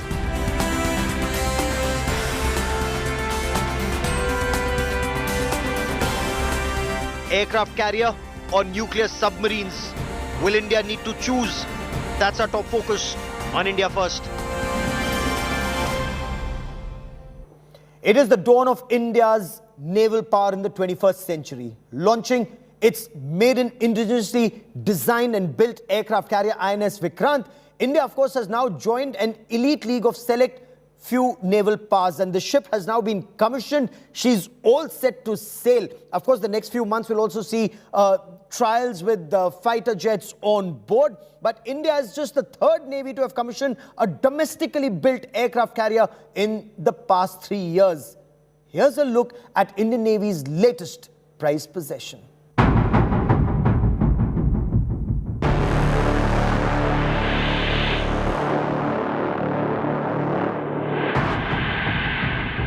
An aircraft carrier made in India, a floating airfield, 45,000 tons of war muscle, INS Vikrant, the pride of India, has joined the Indian Navy's fleet. This next-generation aircraft carrier, the largest warship ever built in India's maritime history, was commissioned in Kochi by Prime Minister Narendra Modi on Friday. जोरदार तालियों के साथ आइए स्वागत करते हैं भारतीय नौसेना में INS विक्रांत का। विक्रांत विशाल है, विराट है, विहंगम है। विक्रांत विशिष्ट है, विक्रांत विशेष भी है। विक्रांत केवल एक युद्धपोत नहीं है, ये 21वीं सदी के भारत के परिश्रम, प्रतिभा, प्रभाव और प्रतिबद्धता का प्रमाण है। The entry of India's biggest Swadeshi warship into the Navy is a huge push for Atmanirbhar Bharat. The induction of the aircraft carrier is key to India's maritime interests, especially in the Indo-Pacific region, with a belligerent China attempting to widen its reach. हम हमारी collective security की जरूरतों को पूरा करने में पूरी तरह से सक्षम हैं। हम एक free, open and inclusive Indo Pacific में विश्वास रखते हैं। इस संबंध में हमारे प्रयास माननीय प्रधानमंत्री जी के विजन सागर यानी security and growth for all in the region से गाइडेड है। The aircraft carrier, housing state-of-the-art automation features, a crew of over 1,700 officers and sailors, and capacity to hold up to 12 fighter jets and 6 helicopters. This is a floating airfield and a city in itself. We can see the two runways very clearly from here. This will give you an idea how exactly air operations will take place. The round circles with numbers, that says 3, it says 2, 1, those are meant for helicopters to be stationed, and the two runways are divided in between with a white lining. One is the red one, the other is the yellow one. Two runways are there, one is a shorter one, the other a longer one. The shorter one for operations to be launched quickly when the aircraft can fly without a payload. But if an offensive operation is to be launched with a heavy payload, that's when the longer runway has to be used. It's still going to take at least 4 months for air operations to start on INS Vikrant. A special welcome was given to the new warship from the air, a flypast by helicopters and fighter jets in the presence of Prime Minister Modi and other dignitaries. The brand new aircraft carrier is named after its illustrious predecessor, the original INS Vikrant, that played a defining role in India's war with Pakistan in 1971. Today, India screams Shano Varunam. May the gods of the oceans be auspicious unto us. With Abhishek Bhalla in Kochi, Bureau Report, India Today. The commissioning of Swadeshi INS Vikrant is a proud feat for every Indian, but perhaps not for our political leaders who are busy claiming credit for this warship. Congress claimed that the BJP had ignored UPA's contribution to this project. The BJP hit back. Listen to what this entire issue is all about.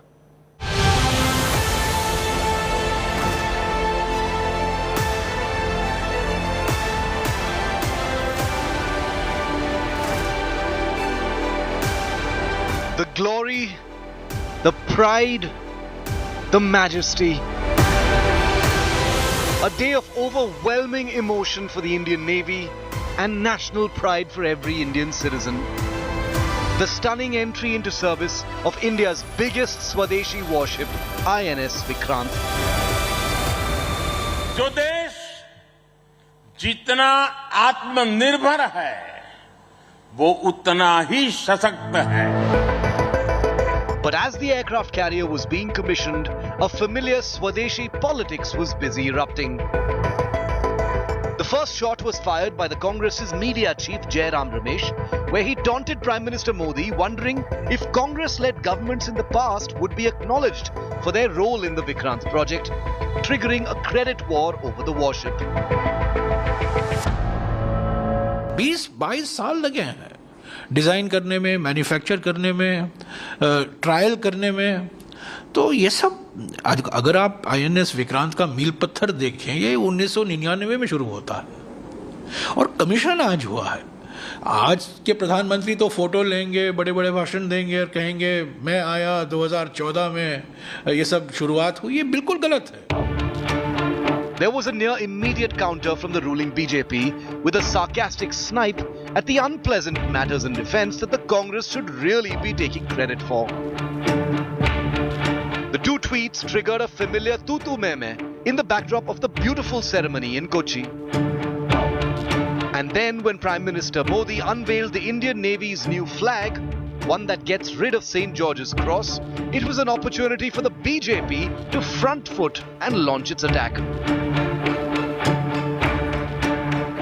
Obliquely blaming Nehru's leadership and the Congress-led UPA for failing to get rid of the colonial-era relic.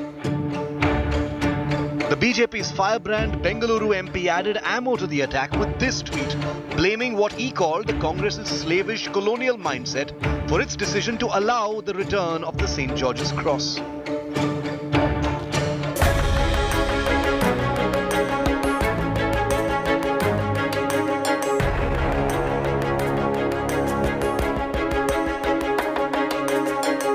Meanwhile, Asaduddin Owaisi has questioned whether the government will sanction a third aircraft carrier. हमको तीसरा aircraft carrier चाहिए, उसकी इजाजत क्यों नहीं दे रहे हैं? उसी नेवी में हमको 200 शिप की जरूरत है, हमारे पास सिर्फ 130 हैं, क्यों नहीं दे रहे इसका परमिशन? इसलिए नहीं दे रहे प्रधानमंत्री नरेंद्र मोदी क्योंकि उन्होंने भारत की इकोनॉमी को अपने गलत पॉलिसियों की वजह से बर्बाद कर दिया, उनके पास पैसे नहीं हैं। Politics never has a day off in our democracy, and for a project as prestigious as Vikrant, it's hardly surprising that a war for credit and a fight to blame has broken out. But may we just say that on a day like today, those who deserve credit above all the politics and bickering, are the men and women of the Indian Navy's Naval Design Bureau. The builders, welders, skilled tradespersons of the Cochin Shipyard Limited. The relentless workers and engineers at the Steel Authority of India Limited, and countless other organizations big and small that have fought impossible odds to deliver India's first home-built aircraft carrier.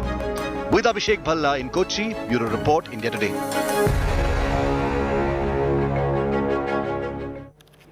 It is a historic day for India today. The Navy is rejoicing and so is the nation. But which opposition leader worth his salt would leave an opportunity to target the government on such an important day? 2 missiles have been fired. One by Jairam Ramesh of the Congress party and the other by AIMIM leader and Member of Parliament Asaduddin Owaisi. Let's get both the air warriors and the sea warriors to respond on merit. Joining me on India First is Vice Admiral A.K. Singh. He's a submariner par excellence and former flag officer commanding-in-chief of Indian Navy's Eastern Naval Command. Also with me is Air Marshal P.S. Ahluwalia, a former air officer commanding-in-chief of the Western Air Command. Both these officers were in service when the Kargil war was fought, and they know what needs to be done to keep their force fighting fit. Admiral Singh, I want to begin by asking you, Asaduddin Owaisi is saying this is the right time. Why is the government not clearing the third aircraft carrier? Sir, is this a political barb, or in your view, does India need a third aircraft carrier? Look, I don't want to get into any politics, but if you ask me a question about whether we require a third aircraft carrier, we do. But whether the funding is there or not, that's for the government of India to decide. But as a naval guy, we require much more than a third aircraft carrier. We need nuclear submarines, we need so many other things. But it's for the government of India to decide, and I don't want to get into any political discussion with any political leader.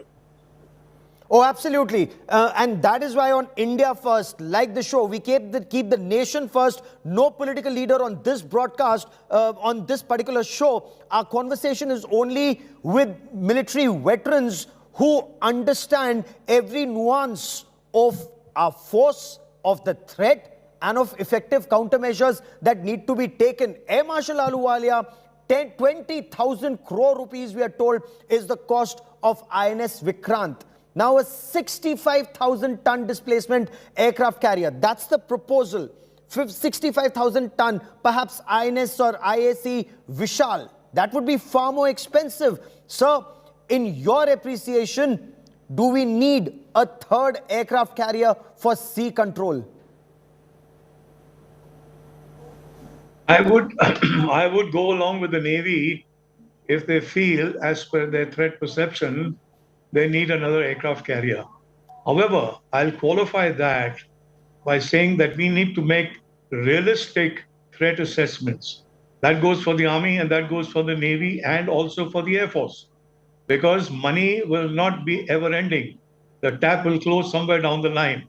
So therefore, we need to make realistic assessments, reassess the threat, and accordingly, I feel that we need to downgrade the resources that we have, which should be technologically, state of the art, and they should be able to deliver much more than what the equipment 10 years ago was able to do. So that's the question now, that will we reassess the threat? Will we be more realistic?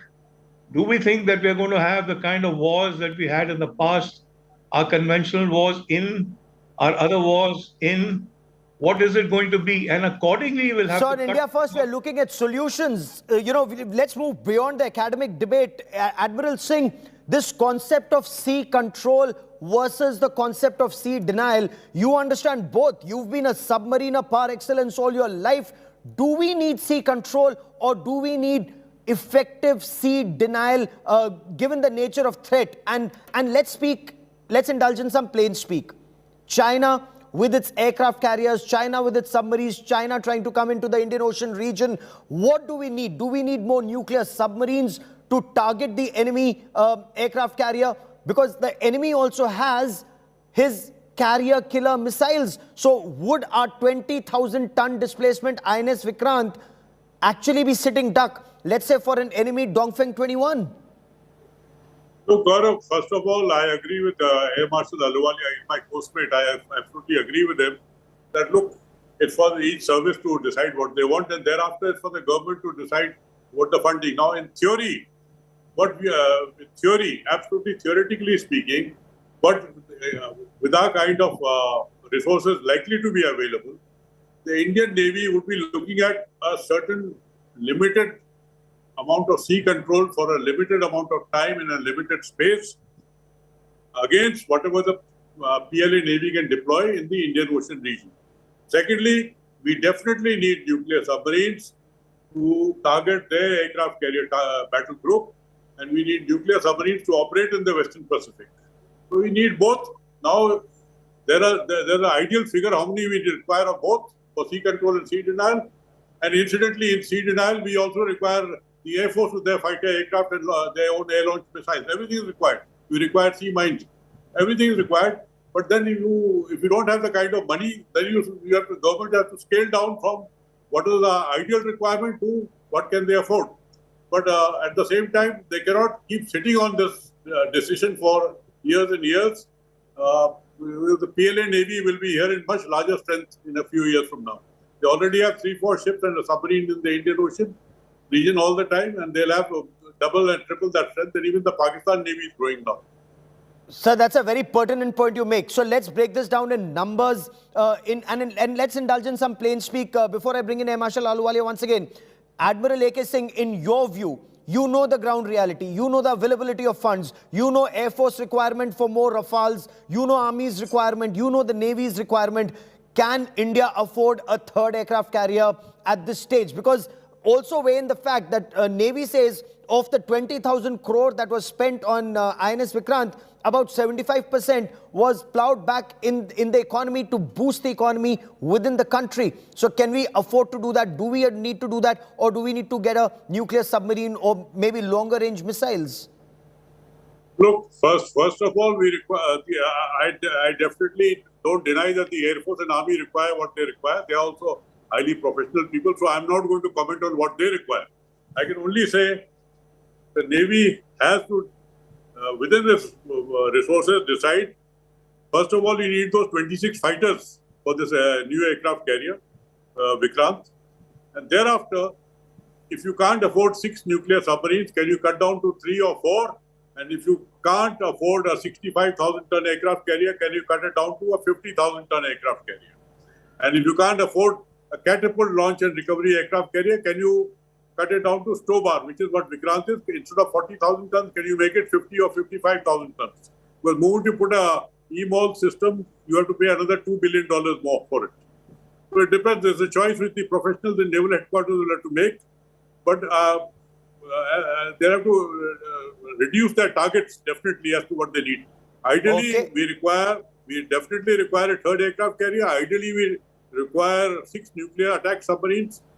Ideally, we require mine countermeasure vessels. Ideally, require drones for long-range drones for maritime reconnaissance. We require Air Marshal Ahluwalia, a floating airbase is quick response in any area compared to fighter jets, even with mid-air refuelers, flying all the way from India's shores. An aircraft carrier, let's say in South China Sea, it sends across a very clear message for freedom of navigation patrol, an effective message. Isn't that far more effective than flying a shore-based aircraft with mid-air refuelers from India?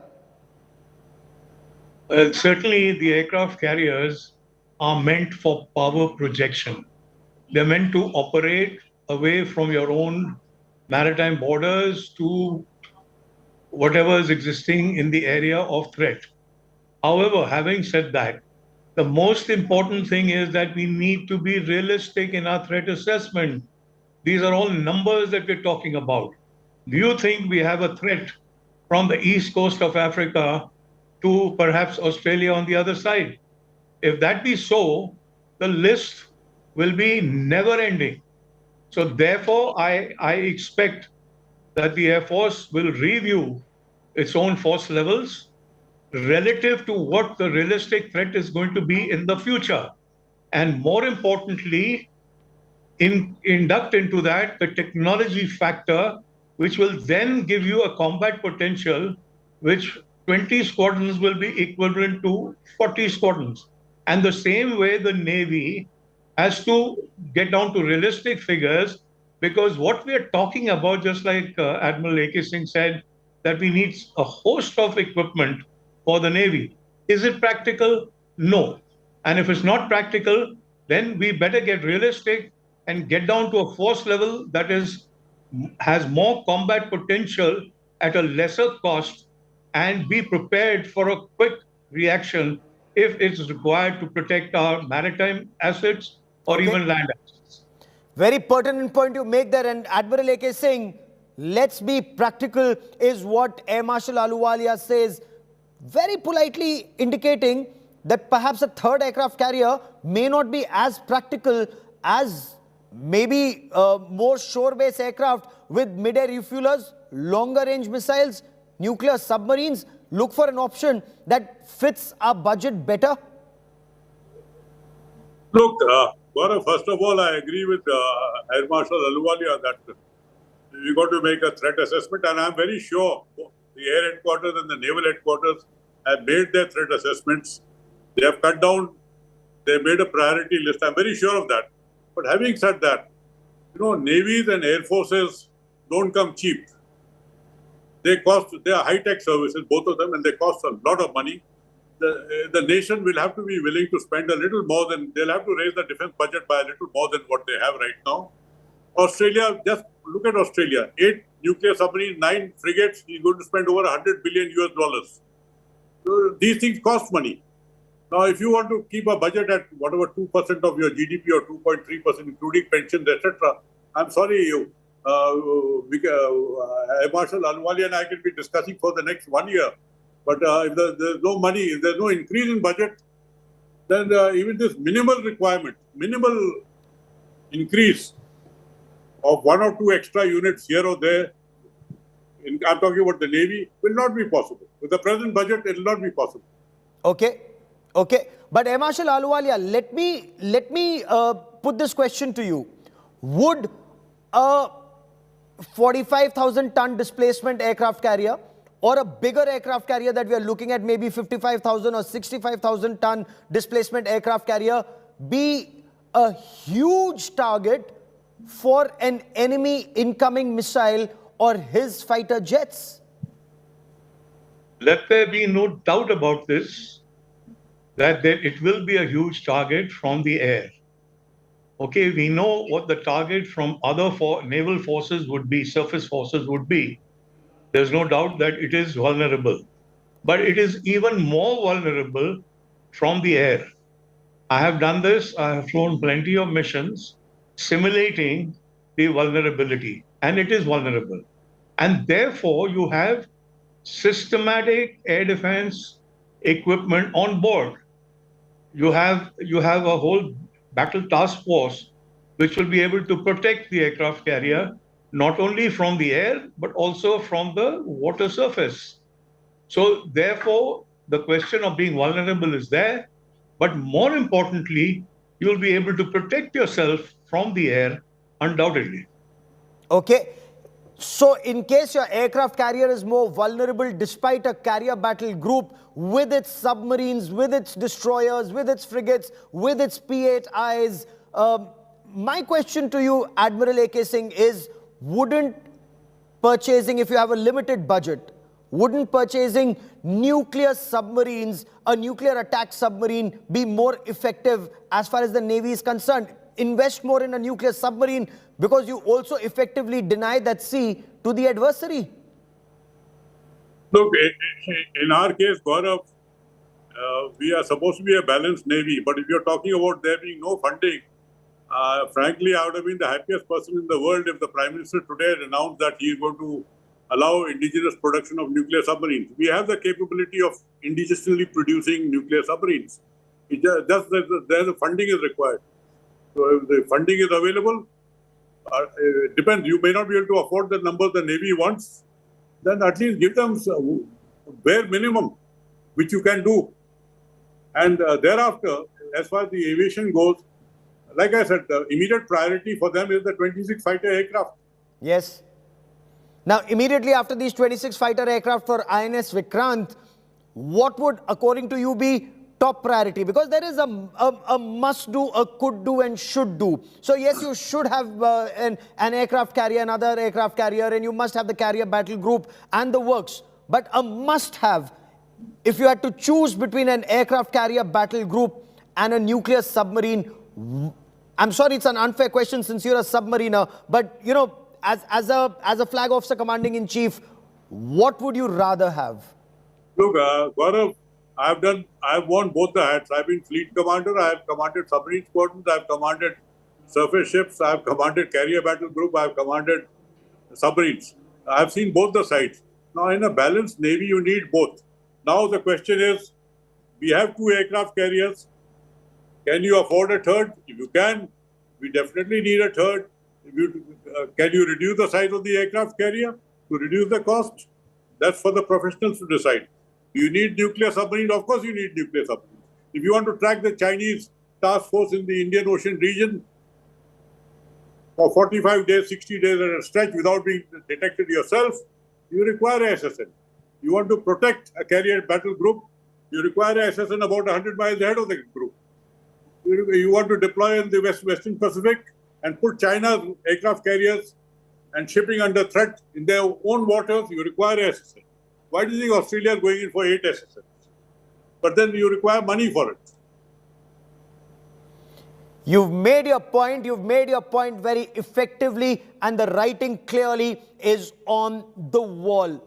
Effective sea denial to the adversary, whether in the Indian Ocean region or the Pacific Ocean region or in China Sea, wherever a nuclear attack submarine is something that would be feared that would give you an edge. For joining me here on this India Today special broadcast, Air Marshal P.S. Ahluwalia and Admiral A.K. Singh, as always, many thanks.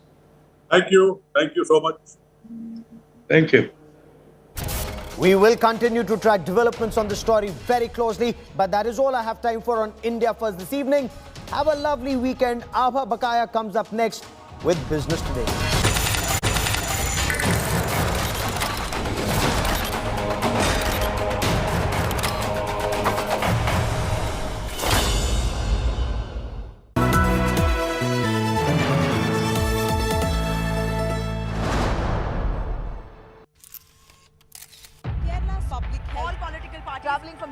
Armed with facts, she takes the news by its horns. Do you think the future of these students are not hampered? Fierce, bold and direct, setting the tone for the biggest stories. From every corner and every angle.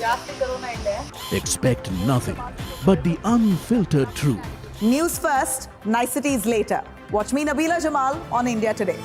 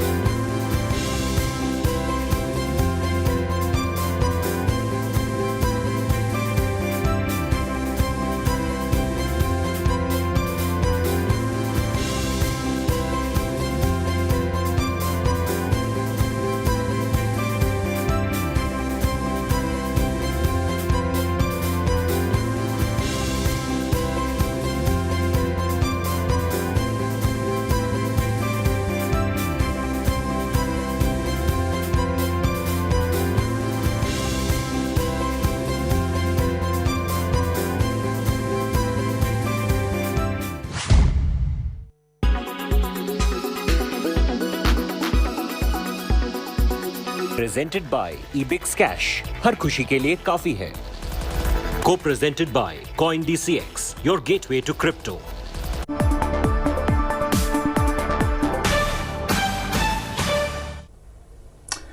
Hello and welcome to the Business Today show. I'm Udayan Mukherjee. Nykaa might have been the big blockbuster market story of 2021, but in the shadow of Nykaa, a lot of Indian consumer care products have actually come of age over the last few years. One such company is Mamaearth, which started with the mantra of doing toxin-free baby products, but today has actually fleshed out into a much wider consumer care product. On the way, it's become or it's joined the league of unicorns, steadily growing unicorns in India as well. And Varun Alagh, who's co-founder of Mamaearth, has joined me today to talk about their story. Varun, it's great to have you on the show today and welcome. Thank you, Udayan. I'm elated to be on the show and to talk about our story with you. Great. In my introduction, I said that you started somewhere and you are somewhere now. But you are no longer a baby products company. From the kind of products I see, you've matured and fleshed out yourself out into a far more holistic consumer care platform. How would you as the founder describe yourself today, from where you started and where you've reached in the journey today? So I think our journey has been pretty amazing. We've enjoyed every day of that journey. And we started this company from a very personal problem of ours. which was that in 2014 we were blessed with the baby boy Agastya, and that's when our platonic relationship with personal care became serious, and we started looking at the labels of products that we were choosing, because it was now for our son, and we wanted to be, first time right. And one of the natural tendencies with a smartphone in your hand today is to actually Google everything and try to figure out what's the best choice. And when you try and research products for your babies, you come across these conversations of carcinogens and toxins which are found in personal care products, and that was just scary for us, right? So like any other parent, the first thing that we did was to try and look outside of India and find options which were imported. But over time we realized that that was really painful, and you're already going through so much stress. Why sort of go through additional stress? So which is when we this idea of creating a toxin-free, clean label brand for babies in India sort of came up, and we committed to it. Left our jobs and started this company in 2016 early, and launched the brand at the end of the 2016. But one of the things which even then was clear to us, and was the fact that I'm a strong believer in why-based brands and purpose-based brands, and as a marketer, who's worked on amazing companies and brands across Unilever and Coca-Cola, I've clearly seen that paradigm change happening in this century, where consumers are wanting to put their trust into purpose-based brands rather than just functional brands, and which is what we were very clear about when we even started this journey, that we want to create a brand where people buy into why we exist rather than what we sell. And because we were crafting that narrative, and it was very easy for consumers to come back and ask for different categories from us, right? Finally, and probably thankfully, the babies were not buying the product. It was the moms or the dads who were buying the products, and they had other needs as well, which were personal in nature, and they started expressing those needs. And as a company, one of the strongest DNAs that we have had since day one is to talk to our consumers and understand their problems. It's of course evolved a lot more now. We do it through technology and the products that they've developed, but with that in mind, and after talking to our consumers, we started realizing the other categories that they expected from us under the same functional proposition of toxin free and the same emotional proposition of goodness inside. So we started expanding into categories. We got into hair care, then skin care, then body care, and now we're getting into color care as well. And over that same journey, we also realized once Mamaearth had achieved a certain size, that we have not just created a brand, but we've also created some organizational capabilities during that journey. And now these organizational capabilities can actually be used to create and offer new mixes to our consumers, which they might be looking for, right? So while some consumers are looking for a natural solution, some consumers are also looking for a dermatologist designed skincare solution, right? So which is where the journey of crafting new brands to fulfill those needs of our consumers started. And that is how currently we are actually a beauty and personal care company which has offerings across a wide variety of propositions and 6 different brands that we have either crafted or in a couple of cases acquired, and we are using our strengths to actually take these propositions to delight the Indian millennial, which is looking for evolved preferences in beauty and personal care. So now that the profile of the company has changed somewhat or evolved somewhat, are you changing your designation as well? I mean, you used to call yourself the chief dad of the company. Your wife was the chief mama of the company. Are you now chief friend or something else? So, I think at that time, chief mom and dad was relevant from our consumer's perspective and the category that we were creating to give the comfort that we were parents ourselves.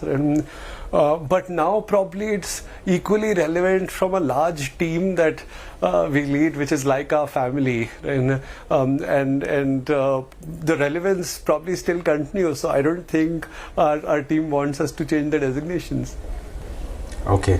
Now, you mentioned HUL fleetingly in the conversation. I want to ask you, having worked in HUL in the past, you cut your teeth in consumer care with that company, as a lot of managers do out of business school. But what are you trying to do at Mamaearth, which is very different from what the market-leading behemoths like HUL or the Procter & Gamble's of the world are trying to do? What are the essential differences? And were those differences very palpable to you when you were looking for products for your son to buy a few years ago? So then I'll essentially talk about two large areas where we believe we are different from a DNA perspective, and those areas are also responsible to a large extent of why we have succeeded now or why we'll succeed in the future. I think one big difference is that the largest strength that large FMCGs or conglomerates have has been numeric distribution. But we also realize that with the evolving consumer context, where the consumer is looking for more individualized propositions, that strength is also becoming a weakness, right? Because almost everything that gets crafted or created as a mix, right, is tested that will it be able to sell in millions of outlets or not, and will they be able to service the denominator with that or not, right? And because of which a lot of potential opportunities, right, are largely being killed, and on the other hand, we have actually used that to our strength, because our digital and commerce based DNA allows us to service the long tail really well, which is why we are very comfortable in crafting and serving newer propositions that the consumers are looking for.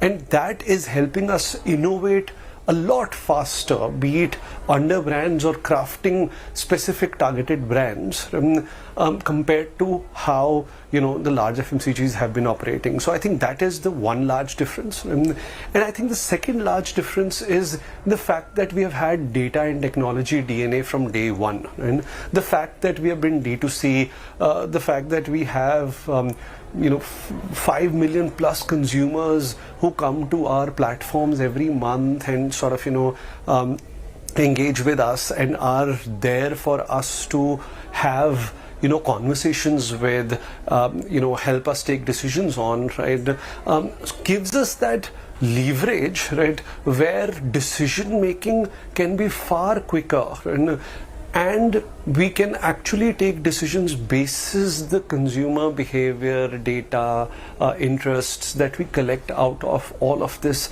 data that we have, and we've actually built a lot of technology on top of that to support all this decision making in our business processes. So I think those two make us from a DNA level different compared to how the large FMCGs have been, and probably far fit to compete in the world of tomorrow. Your brands have many believers, as you just said, the toxin-free, organic, pure, goodness inside kind of products. But there are many skeptics as well. And just to play devil's advocate, the skeptic would say, you're just taking advantage of a passing fad in the market to overprice products and make a good buck for yourself. How would you respond to that kind of a skeptical allegation?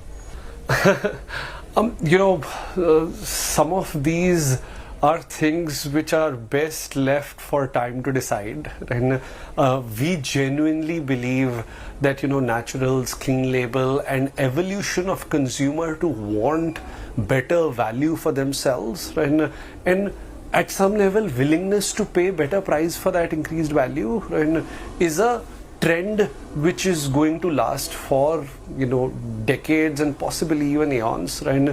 As our economy strengthens, as our GDP per capita improves, as our consumers can make better choices because they have more money to sort of make those choices, and they will continue to move up the ladder to make those choices, right?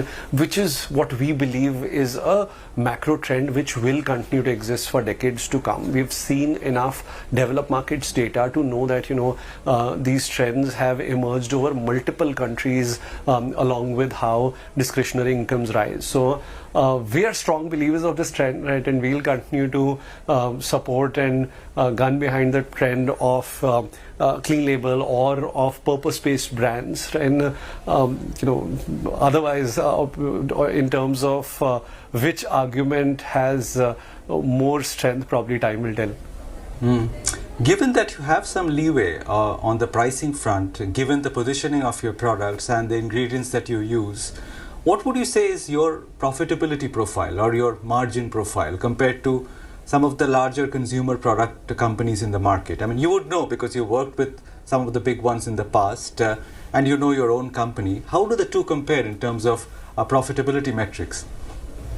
So actually our gross profitability metrics are very healthy, and if we were to compare it to the listed FMCG peers, I would say we'll probably be in the top 5% quartile and of the set, and from a profitability profile perspective, and at a gross profitability level. Currently, of course, we are choosing to invest aggressively in marketing to grow faster, and so outside of that, I won't be able to sort of comment on bottom line numbers, and but otherwise our profitability profile is very healthy.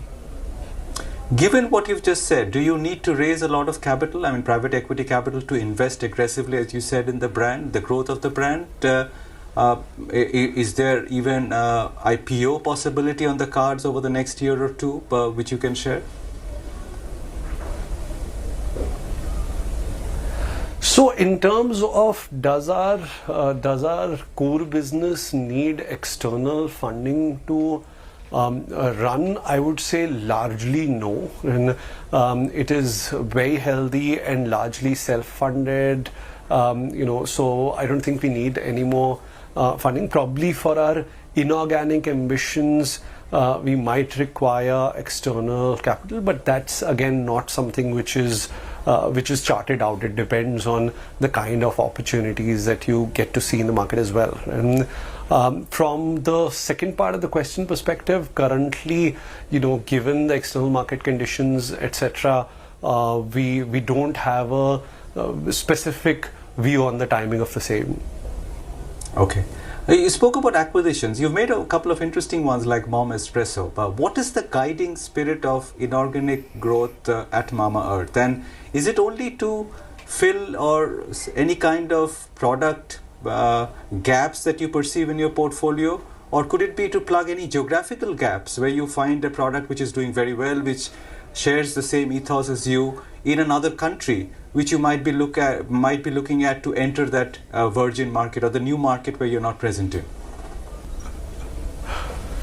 Then honestly, that was the answer to the question itself, right? So in the sense that there are only three reasons why we would look to acquire a business. One is if it is additive to our India portfolio in terms of either proposition or pricing or the R&D that has gone behind that mix, which is very differentiated from the current portfolio that we have, or if it is additive to the portfolio from a geography perspective, which is where if we want to get into a new market, and inorganic could be one way to get in, although in the medium term we don't see any such action because India is our core focus market. And the third possibility, which is where something like a Momspresso also lies, is possibility of acquiring a certain capability that we might not have to that extent in-house today, right? So for example, in case of Momspresso, the capability that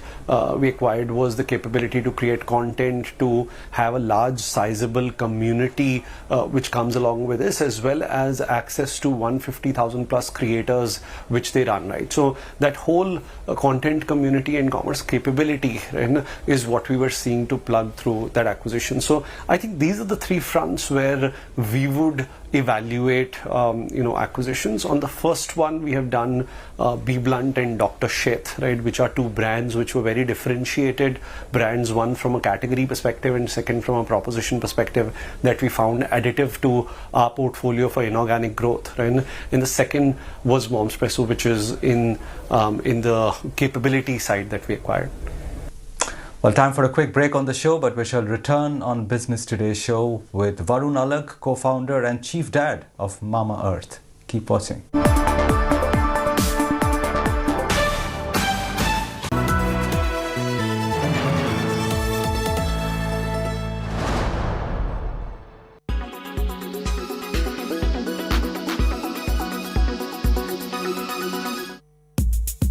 A new published report states who are the world's highest paid actors.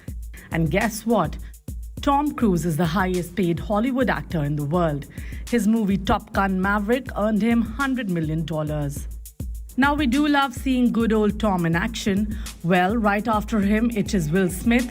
Remember the Oscar slap? Yes, the same guy. He earned $35 million for Emancipation, but the film is yet to be released. It's scheduled to release in 2023. The film is based on a slave who escapes from Louisiana plantations. Following him is the Titanic movie star Leonardo DiCaprio, along with Fight Club star Brad Pitt. They both demanded $30 million. Well, following them are stars like Dwayne Johnson, Will Ferrell, Chris Hemsworth, Vin Diesel and Tom Hardy, who charged $20 million for their movies. Apart from this, the fan favorite Stranger Things star Millie Bobby Brown is the highest paid actress under 20. As per our sources, the rising star will earn $10 million for her upcoming series Enola Holmes 2. Millie gained fanship from her role in Stranger Things as 11. Fans are eagerly awaiting the final season of Stranger Things, which will air in 2023. Out of these mega stars, who's your favorite? What do you think stars closer home in India earn? Tell us in the comments.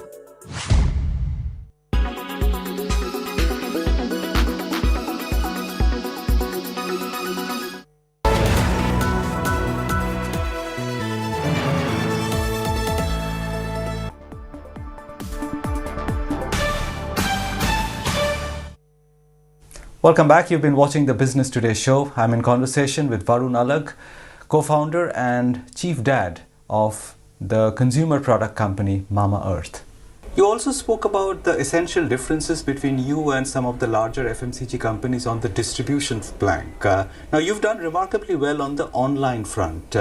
But, you know, the strengths of a Lever or a Procter are in the offline distribution, the on-store visibility of their product, in-store visibility of their products. Do you think you need to meet them halfway somewhere? I mean, keep focusing on online, but also get your offline game stronger and be more physically present across cities and stores? Absolutely agree. Right? I mean, we've already been focusing on it for the last 2 years. Right? We do realize that the consumer in India is still buying more than 90% of their category consumption in the offline space, which is combination of GT and MT.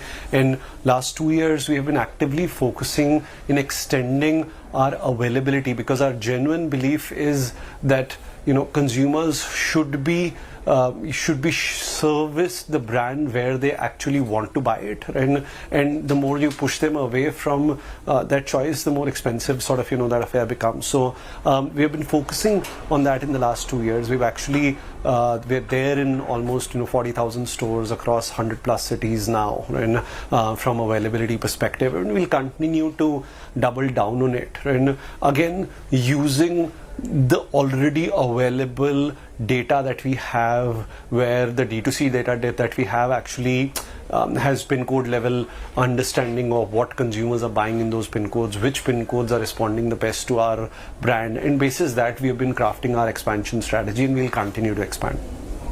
Speaking of your wife, Varun, how does it work? Mixing business and personal life? I mean, you share a home, but you also share the workspace. I mean, does it work out? I've always been intrigued by such partnerships. Yeah. In fact, in a recent interview, Ghazal was talking about the fact that how when we were raising early on, right, during our angel days, etc., right, one of the things that investors used to ask, oh, what if you separate? What if you guys divorce? Right? And she was like, hey, at least business to bande to matlab aap paise chahe mat do, but divorce to mat karao. Right? So just in jest, but I believe it all depends on two things. One, how passionately you believe in an idea and in the business, and because this thing happened because we were doing it out for our son, and I think that joint purpose was so strong, and then the purpose of just growing it, building it, has been equally growing on both of us. So even if we end up sort of having such conversations, being taken to home or waking up at 12 just to discuss this new idea, we are pretty excited about it. It doesn't create dissensions. And I think the second most important thing is just the right communication structures. I think from very early on we did realize that we're going to be working together, and hence we specifically focused on division of responsibilities, be it at home or at work, and to be very clear, and that understanding between the two of us very clear, that these functions I'll manage, these functions you manage, and let's ensure that while we keep sort of giving our opinions and suggestions around each other's functions, be it at home or be it at work, but the final decision on that function lies with whoever is accountable for that, right? So I think that clear communication has helped us run this well, and we are very, very happy. I mean, probably an example of how couples can work together and run and build great businesses. May you always stay that way, Varun. Finally, let me ask you about your choice of brand mascots. I mean, many years ago when you started off, it was Shilpa Shetty, and now it's the youthful Sarah Ali Khan. Take us through that change of choices, because it seems to be marking a shift in your communication strategy as well. So, Shilpa was a very natural choice, and not just as an ambassador, she also came on board as an investor at that time. And we were very young, we were almost like 1.5 years into our journey of the brand, and it was largely a baby care brand at that time. And the insight that we were operating on was moms trust other moms, right? And Shilpa was that national face which represented that mother who stood for wellness and who stood for great healthy choices, right? And which is where we felt that she was a face which was an absolute match to the DNA of the brand, right? And honestly, she continues to be on that journey with us. We still have her on most of our ranges, including baby face washes, right?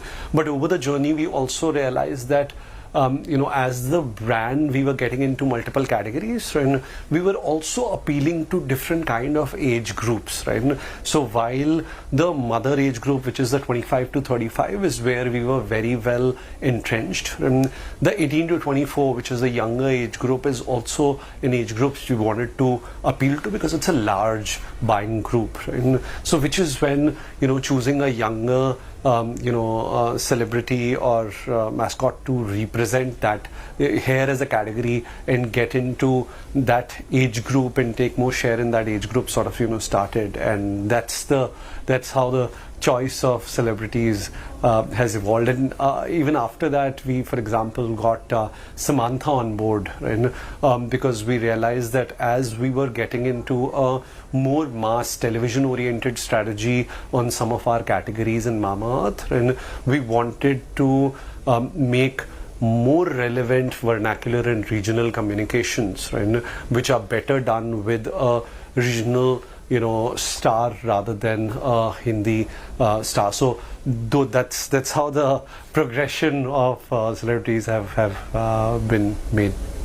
Well, it's very nice talking to you, Varun, today, and very impressed with your story and how successful you've been in a very short span of time. I hope your journey continues, and I wish you and your wife great success in the years to come. Thank you very much for being part of the show today.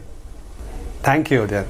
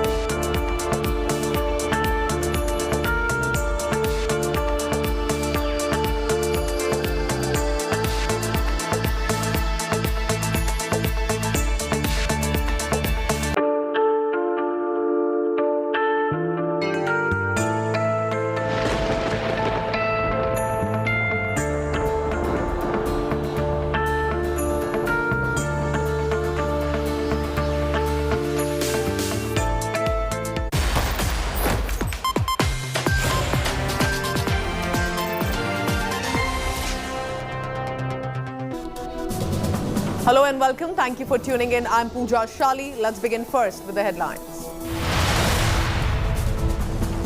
India gets its first indigenous aircraft carrier. INS Vikrant has been inducted into service by Prime Minister Narendra Modi today.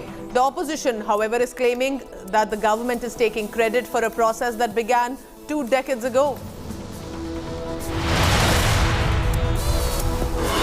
Arrested for child rape and sent now to 4-day police custody, Lingayat Sia was taken to the ICU complaining of chest pain. Activists are questioning, is he being granted a special treatment?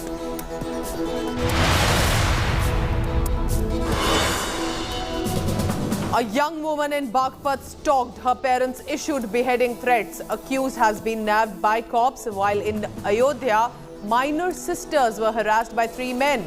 Shocking videos emerge.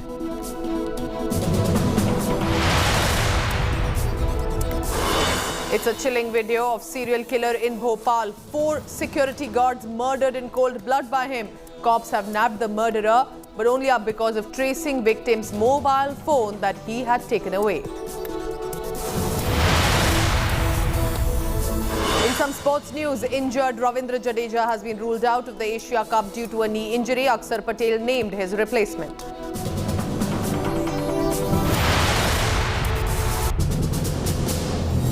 INS Vikrant, a made-in-India aircraft carrier, has been officially commissioned. The ship will now act as a deterrent amid China's growing presence in the Indian Ocean region. This is indigenously built warship will be, of course, strengthening the country's maritime force with the capability to operate over deep seas. Here's a detailed report to help you understand what does this day really mean.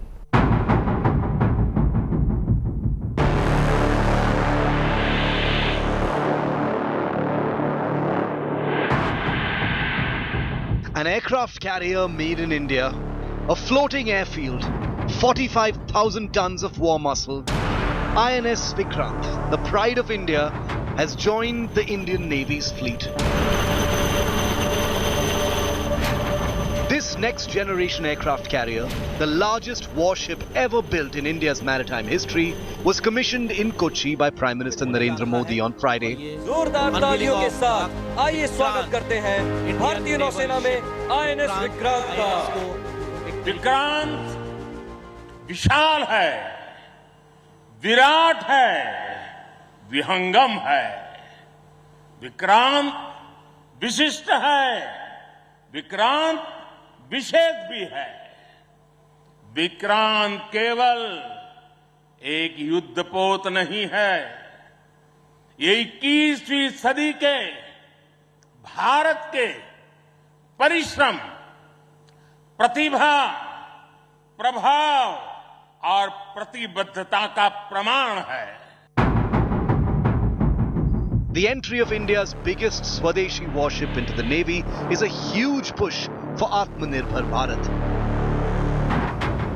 The induction of the aircraft carrier is key to India's maritime interests, especially in the Indo-Pacific region, with a belligerent China attempting to widen its reach.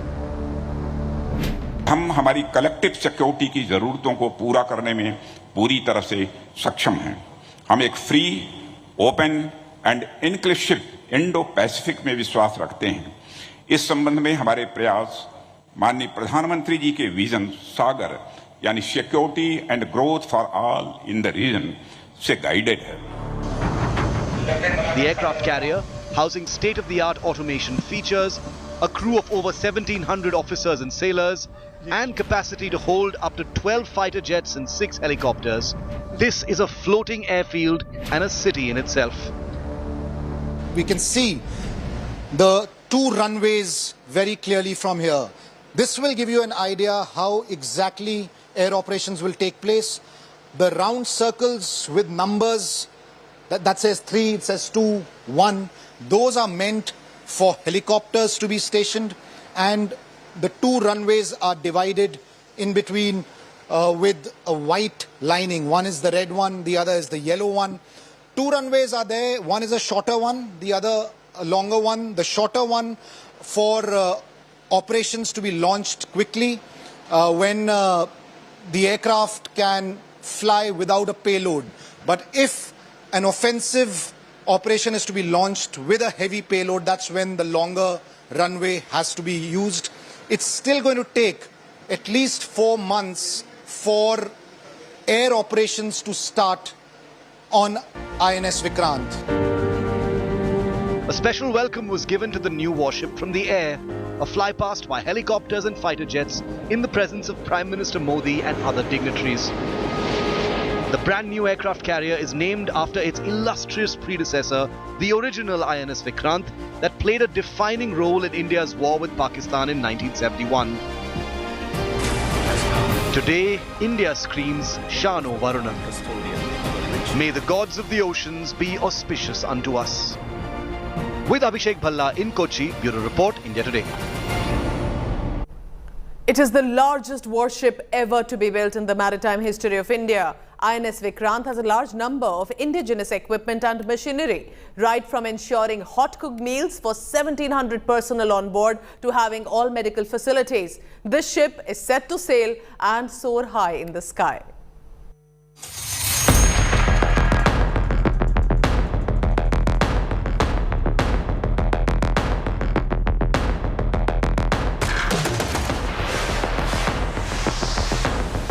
An aircraft carrier is a mini floating airbase at sea which sets it apart from other warships in terms of operations, reach and complexities.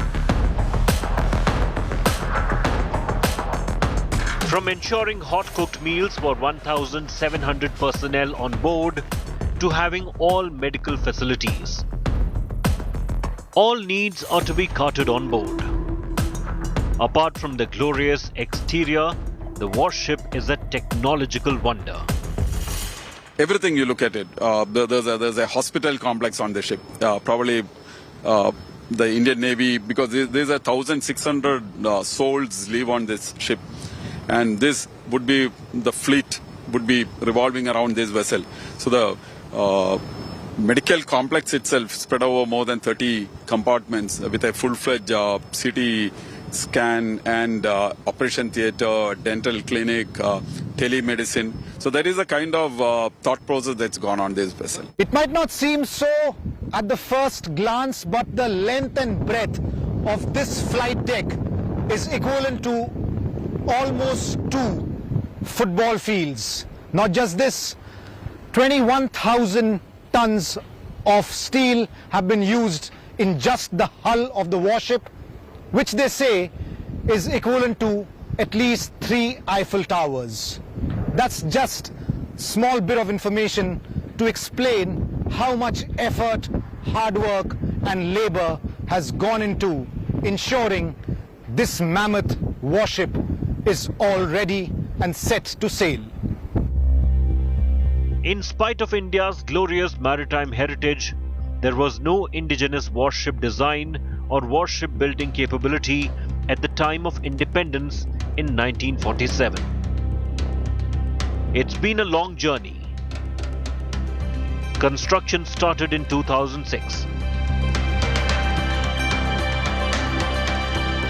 Finally, it will be sailing within a year.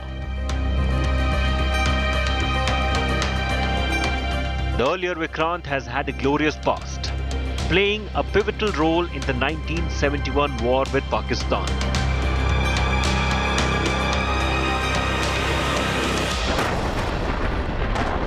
Being the first indigenous aircraft carrier, it means a lot. This heralds that India and Indian Navy is able to design, construct and operate this kind of a complex warship. It itself gives a boost to our indigenous capability of warship building. Whilst you must have followed up that last decade, we have inducted numerous platforms which have been indigenously designed and developed. A case in point being our indigenous submarines, our P-15 Bravo Vishakhapatnam class and other vessels. So this is coming of age, I would say, that we have started from a nascent stage and today we are able to construct an aircraft carrier. At the bottom of the warship is the engine room, the place that gets the gigantic warship moving. The speed at which she travels is controlled from this place at the bottom of the 15 decks. The gas turbines is what gives Vikrant the extra power. 4 gas turbines are 24,000 megawatt each, so that's now 24,000 megawatt multiplied by 4. So that is 96,000 megawatt of installed power on the gas turbines. If you want to compare this with a mid-size tanker which we have built, that tanker would be only about 13,000 megawatt, 13 megawatt. So instead of that, you are saying 96 megawatt installed. You look at the electrical power on the ship. This is the propulsion power. The electrical power on the ship is 24 megawatt, 8 generating sets, each of 3 megawatt. Now this electrical power can actually, I say a city like Kochi, probably the lighting loads of the city can be taken by this system. The hangar area is around midway to the top. There'll be at least 30 aircraft, which will include fighter aircraft as well as helicopters that can be stationed here. It will take some time for that to happen, but we'll also show you how operations will actually take place. Once the aircraft that are parked here are taken out in this area, this is the lift, and this lift will facilitate the aircraft going up to the flight deck. And similarly, if the aircraft have to be brought down, it will be the same lift that will bring them down and ensure that they are parked in safety in these hangars. Other critical areas for operations are the electric room controlling power distribution and ship control center. Soon the Vikrant will set sail, enhancing India's maritime capabilities. Not one, but 2 aircraft carriers will be fully operational.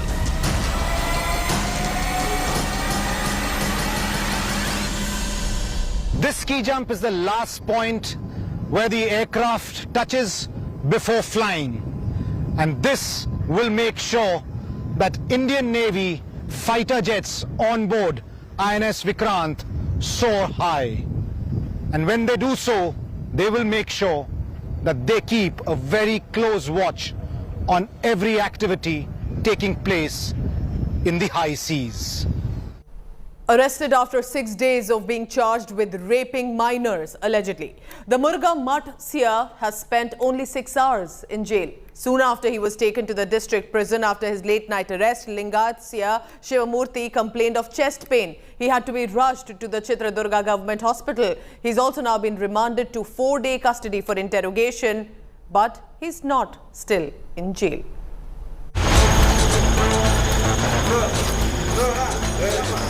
A late-night arrest, health scare and VVIP treatment.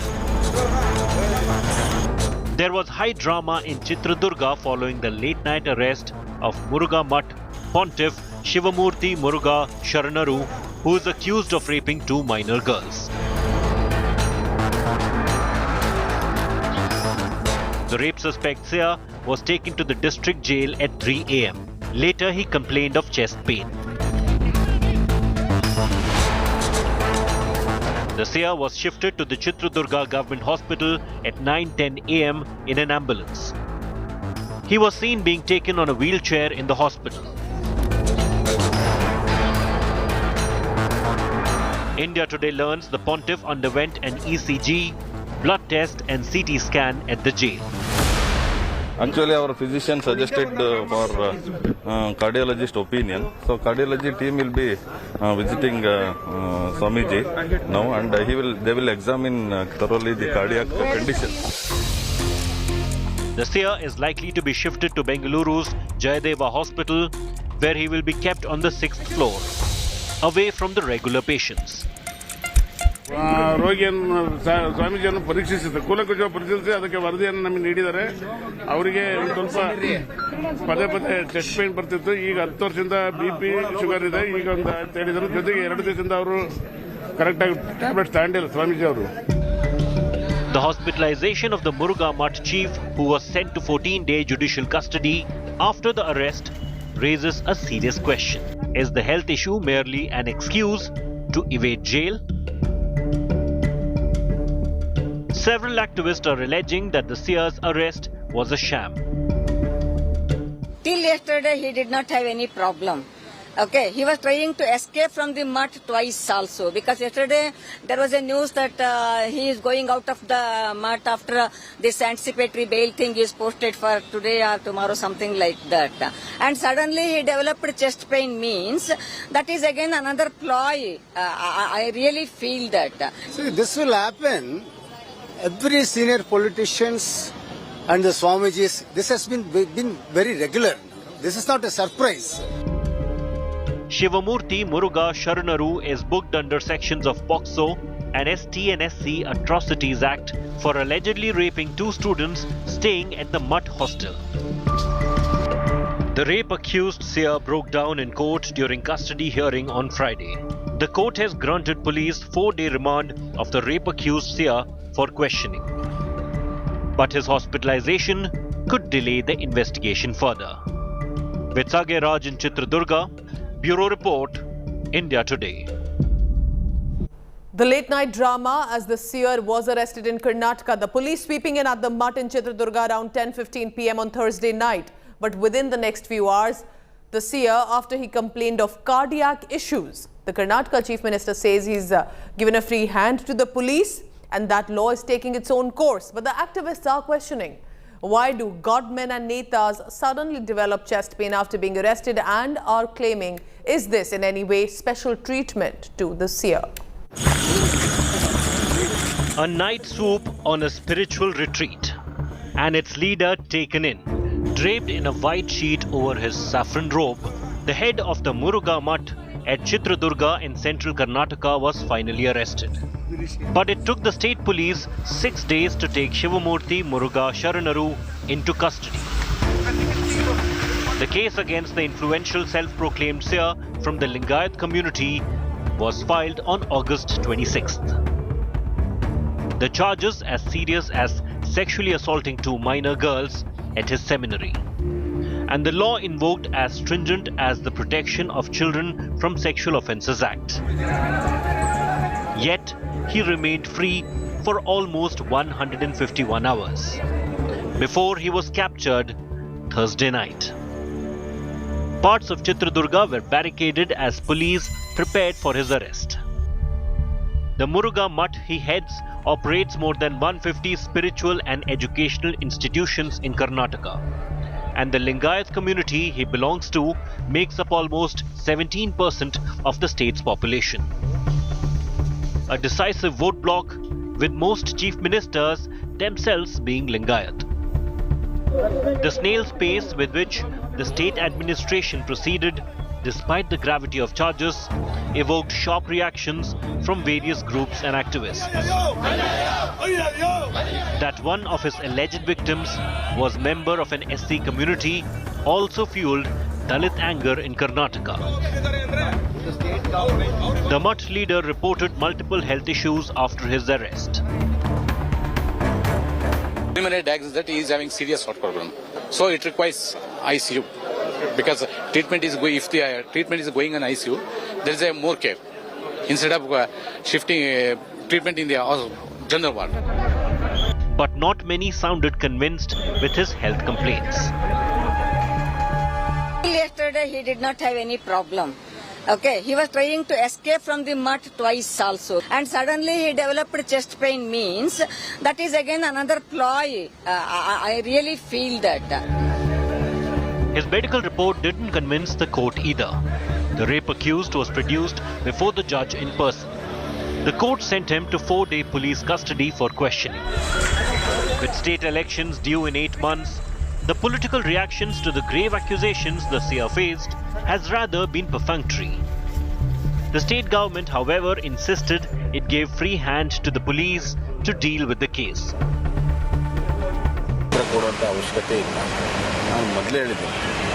ಕಾನೂನು ಪ್ರಕಾರ ಎಲ್ಲವೂ ಕೂಡ ನಡೀತದೆ.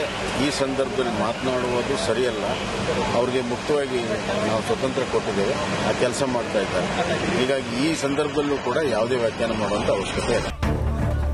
The Lingayat seer has joined the ignoble list of various Babas accused of sexual assault in different parts of the country. But that the wheels of justice turned too slow for him. The wait of 151 hours does raise serious question of political will on the face of political clout. With journalist Shivamurthy Sagairaj reporting for India Today, Chitradurga. After Ankita Kumari was set ablaze in Jharkhand by Shahrukh Hussain, after Naina was shot at in Delhi, a similar incident of coercion coming to light from Uttar Pradesh's Baghpat. A young Muslim man named Mohammad Rais issued a beheading threat to a Hindu girl's parents, who he had been harassing since the past 2 months. Here's a report. Ankita Kumari set on fire in Jharkhand by Shahrukh Hussain. Naina shot at by Amanat Ali in Delhi's Sangam Vihar. Now, a concerned parent in Uttar Pradesh is begging for help. Accused Rais allegedly asked Baghpat resident to hand over his minor-age daughter to him or face the consequences. Month-long harassment and then the threat to be beheaded. बोला कि नहीं, मैं आपकी लड़की को मैं फिर से लेकर जाऊंगा, वो मेरे साथ ही जाएगी. मैं भैया तेरे के पहले तुझसे वो नहीं हुआ सबर, हमने इतना वो करा तुझसे, वो करा शिकायत वगैरह करी तेरी, नहीं लड़की मेरे साथ ही जाएगी आपकी, नहीं तो देख लो मैं क्या करूँगा, फोटो लगाऊंगा अश्लील उसके, मेरे पास सब चीज़ के फोटो हैं, और आपका भी दे लो, सर दर से अलग कर दूंगा मैं, आपका एक बच्चा है उसके बारे में सोच लेना आप. Police have arrested the accused and are scanning social media platforms to see if the accused uploaded any photographs of the victim. इसमें गहनता से इसमें विवेचना की जा रही है और जो भी तथ्य प्रकाश में आएंगे उसके बाद लड़के के विरुद्ध कार्रवाई की जाएगी. The girl's parents are living in fear. From stalking to sexual assault, India's betis are being targeted. Ankita is dead. Naina is battling for life. How many more till the law enforcers take strong action on these cases? Bureau Report, India Today. Time for a quick commercial break. Don't go anywhere. Lots more on the other side.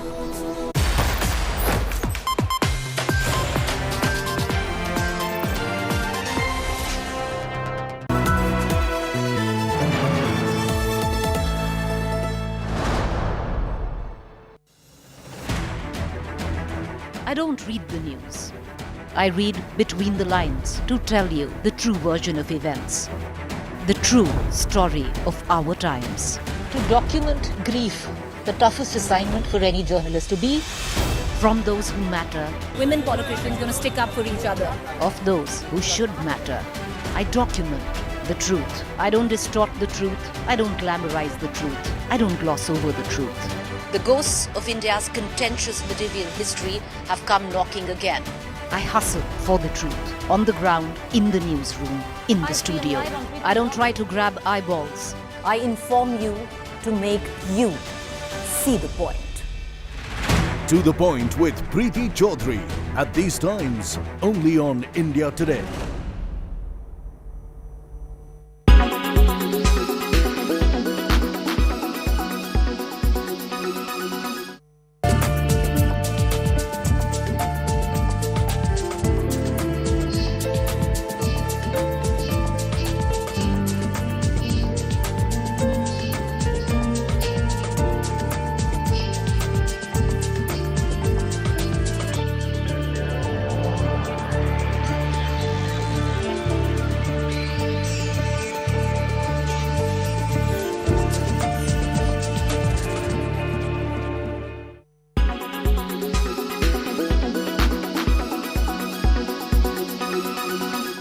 Make your media plan smarter with India Today Live TV on your connected devices.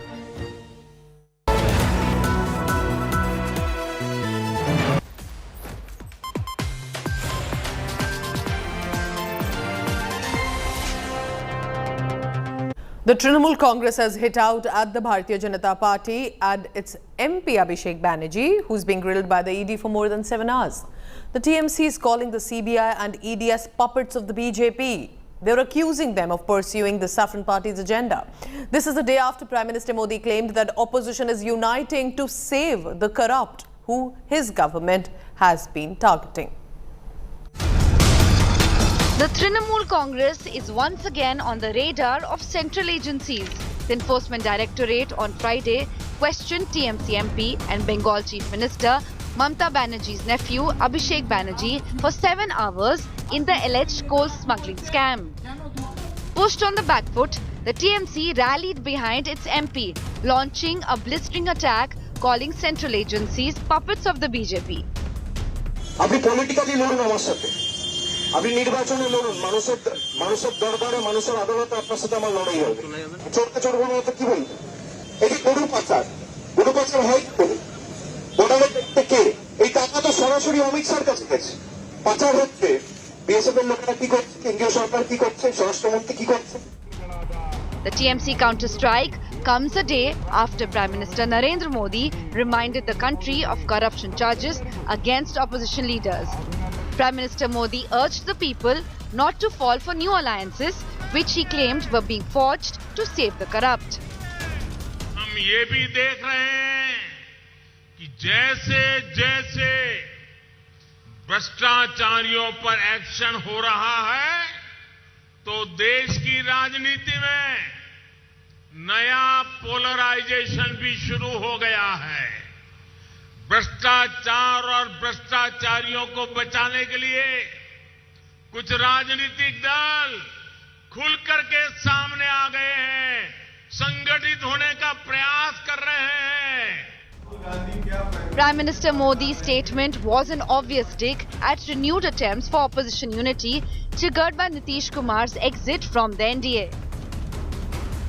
लगभग 1000 से ऊपर BJP के विधायक हैं 300 से भी ज्यादा सांसद हैं किसी एक के घर भी छापा पड़ा मतलब बीजेपी के जो लोग हैं वो दूध के धुले हैं क्या While central agencies continue their action against opposition leaders, the big question is, are these probes a crusade against corruption or politics of vendetta? Bureau Report, India Today. It's a wrap up on this bulletin. Thank you so much for watching. You can always log on to India Today for all the latest. Thank you.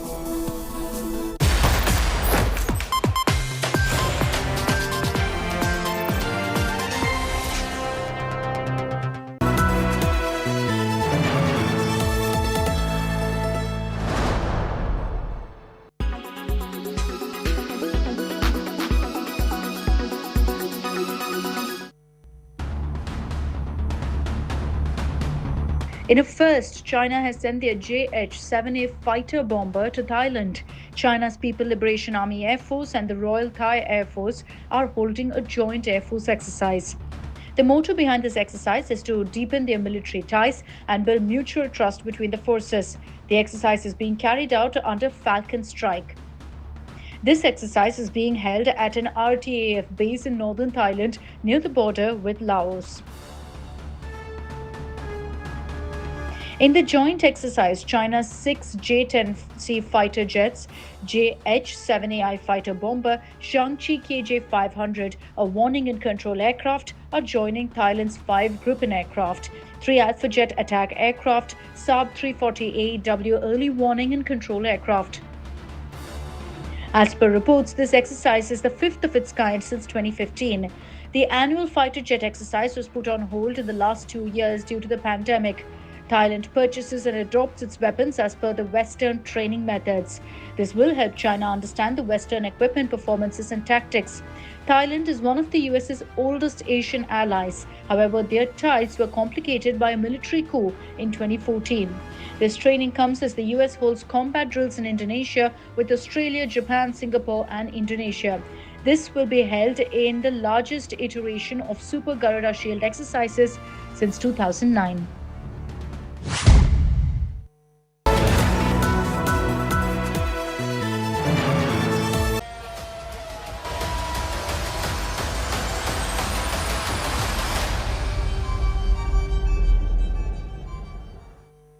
Hello and welcome to this special broadcast. I am Dipali Patel, and in the next half hour I am going to talk about all things Lord of the Rings, Rings of Power.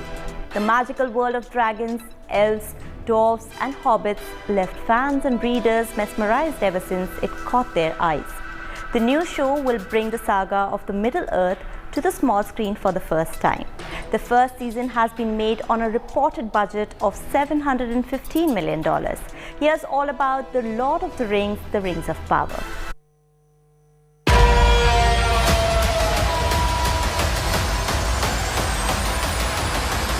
The Lord of the Rings, The Ring of Power, which is based on J.R.R. Tolkien's iconic fantasy world, will bring the second age of Middle-earth to life in live action. There is a tempest in me.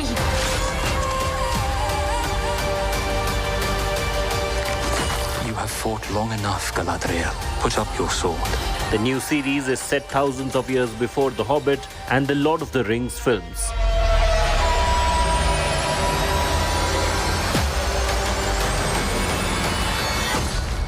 Without it, what am I to be? It's a time period in Middle-earth referred to as Second Age, as time in the world is divided across impactful global events. The Third Age, where Sauron is a big glowy eye and is hunting for his ring, is very far away from the events of this series.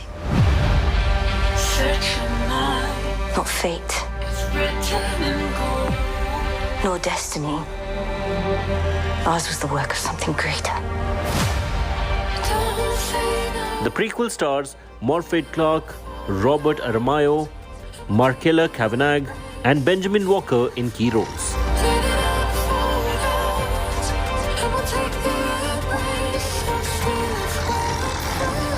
Each of us. Everyone. The first season of this series will be 8 episodes long, and streaming service Amazon has reportedly announced that it will be making 5 seasons. I am not the hero you seek. Whatever it was you did, be free of it. One day this will be your kingdom.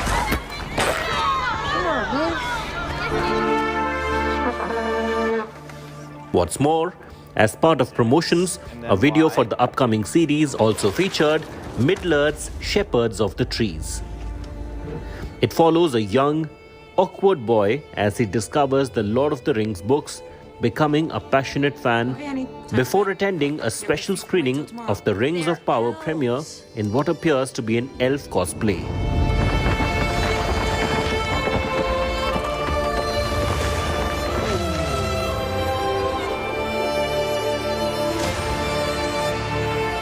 During Amazon's annual Prime Day shopping event, members were given an exclusive 60-second sneak peek of the series, which was available for 48 hours only. Are strange.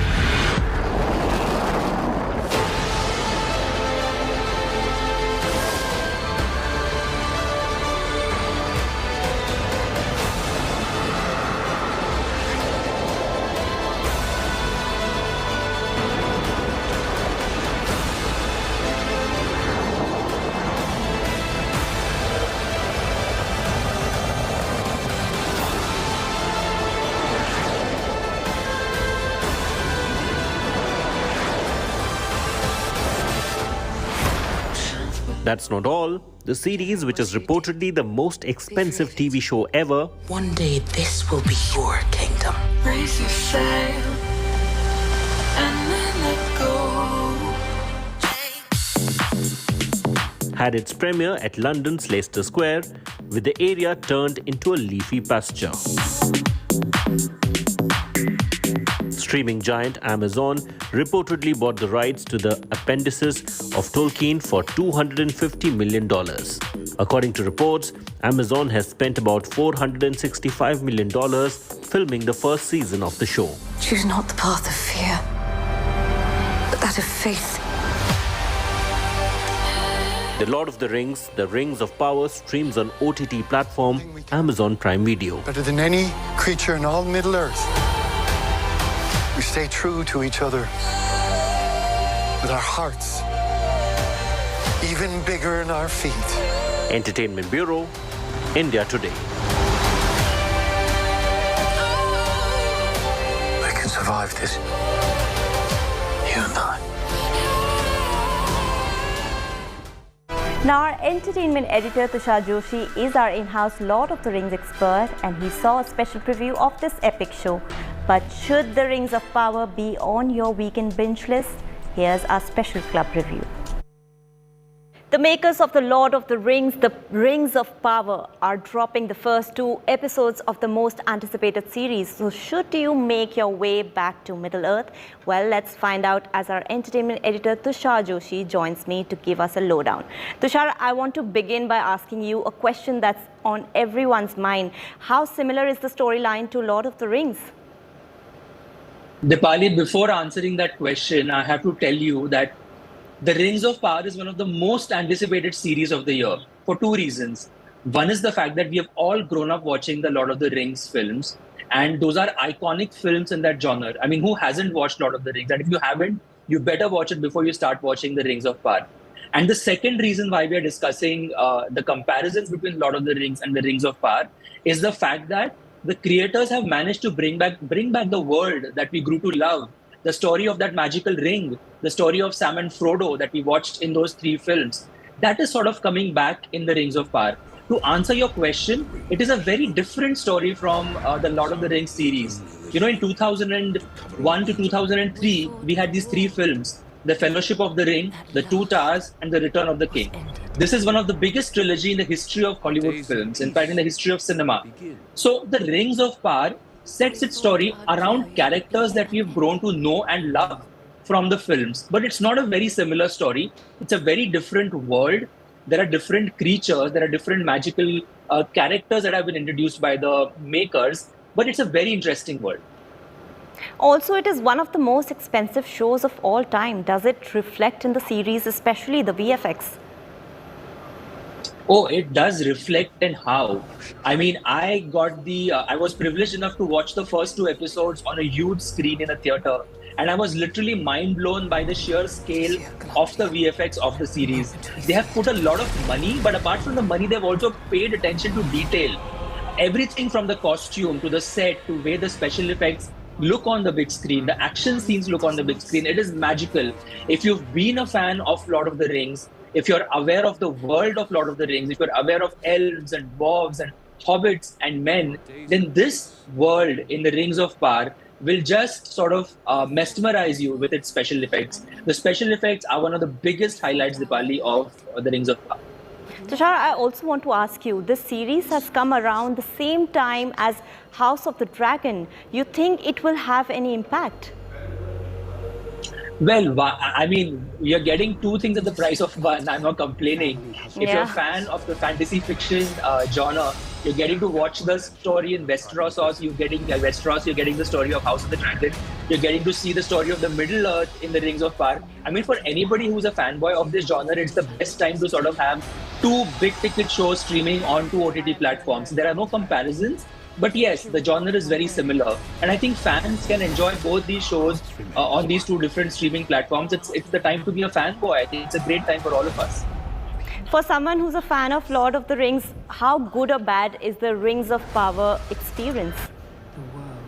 See, I have only watched the first 2 episodes of the Rings of Power, right? And every episode, I mean, the first episode and the second episode ends on a cliffhanger, which means you're sort of drawn into what is going to happen next. As somebody who has read the books, who has watched the movies, and who's super excited for Rings of Power, I can tell you that it's not a disappointment at all. Of course, I mean, you will expect similar names like Gandalf, like Sam and Frodo, characters like Gollum, especially the creature who was iconic in those films, to sort of make an appearance or get a mention. That doesn't happen too early on in the books, in the episodes, simply because, like I said, this is a different world. It's a different timeline. I met the creator of the show, J.D. Payne, and he told me how he has taken storylines and characters from the appendices of the book, which means that whatever supporting characters that Tolkien imagined in his world, that's where the story of the Rings of Power sets in. I think, to answer the question, the Rings of Power opens with a bang, and it sort of takes you into that world from the opening frame. I can't wait to watch the next few episodes, and I think it's a massive treat for anybody who's wanting to sort of enjoy a big ticket experience, a spectacle, sitting at home watching it on your big screen. Try to watch this on a bigger screen.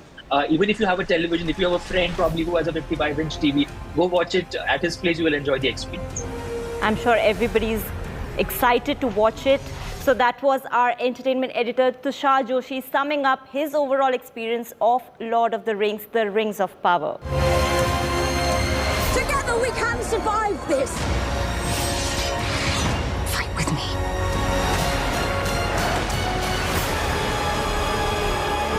Each of us must decide who we shall be.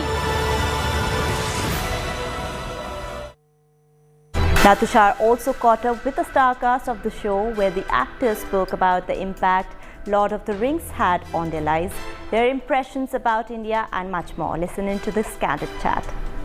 Guys, welcome to India Today. This is so exciting to speak to you guys. I want to talk to you a bit about when did you first encounter Tolkien, if you could start.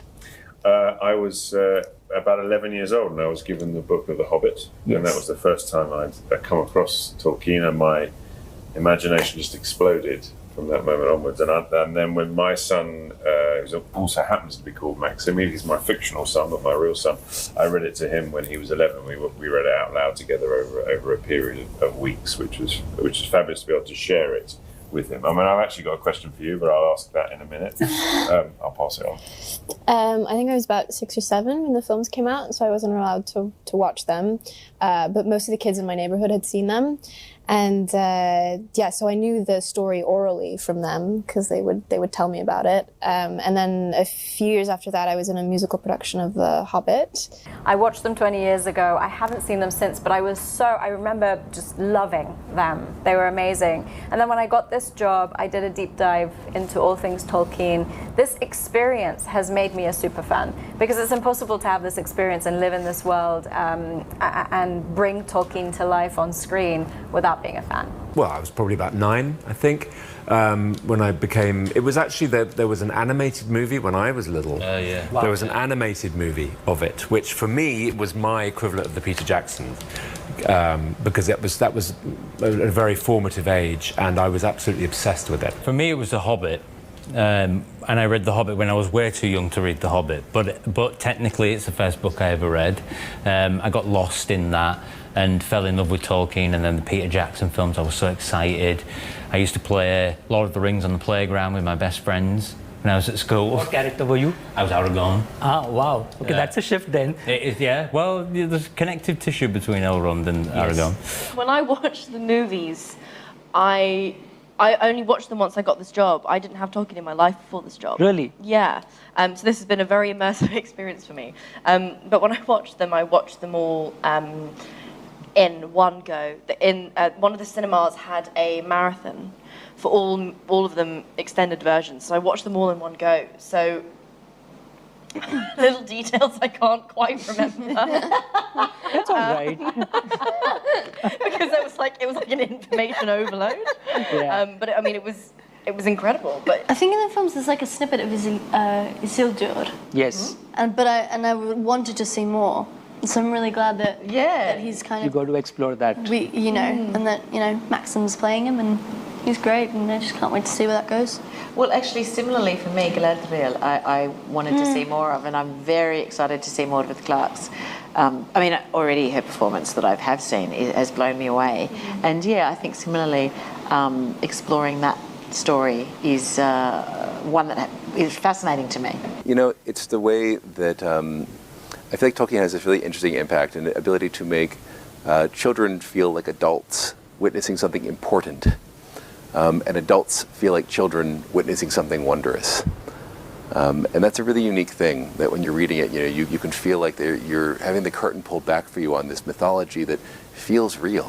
Yes. It feels like if you had a time machine, you could actually kind of go back to some time in which Middle Earth or a place like it may have actually existed, and getting to see these powerful objects, these powerful beings, and these deeply human stories of pride and power and fall and corruption and then redemption and healing, are such powerful tectonic human soul stories that as soon as I experienced them, I couldn't get enough of them. When you have something of this scale and it's so beautiful, how tempted are you to take some stuff back home as mementos? I mean, come on. Did you guys get a chance to do that? I've got an elf ear back home, which I was gifted by someone. The sword that I use, I would love to take that home, and I've been begging so many people, but I haven't been allowed to yet. But I think I'm going to manifest it that I will, and I'm going to ask to get two so I can auction one off to charity as well. Oh, wow. That's beautiful. Yeah, so that's hopefully. Yeah. I took my hair home. Oh. Yeah, so I have what was that like? Bronwyn's hair. It's wonderful. I think it's just a nice memento to remind me of her. Yeah.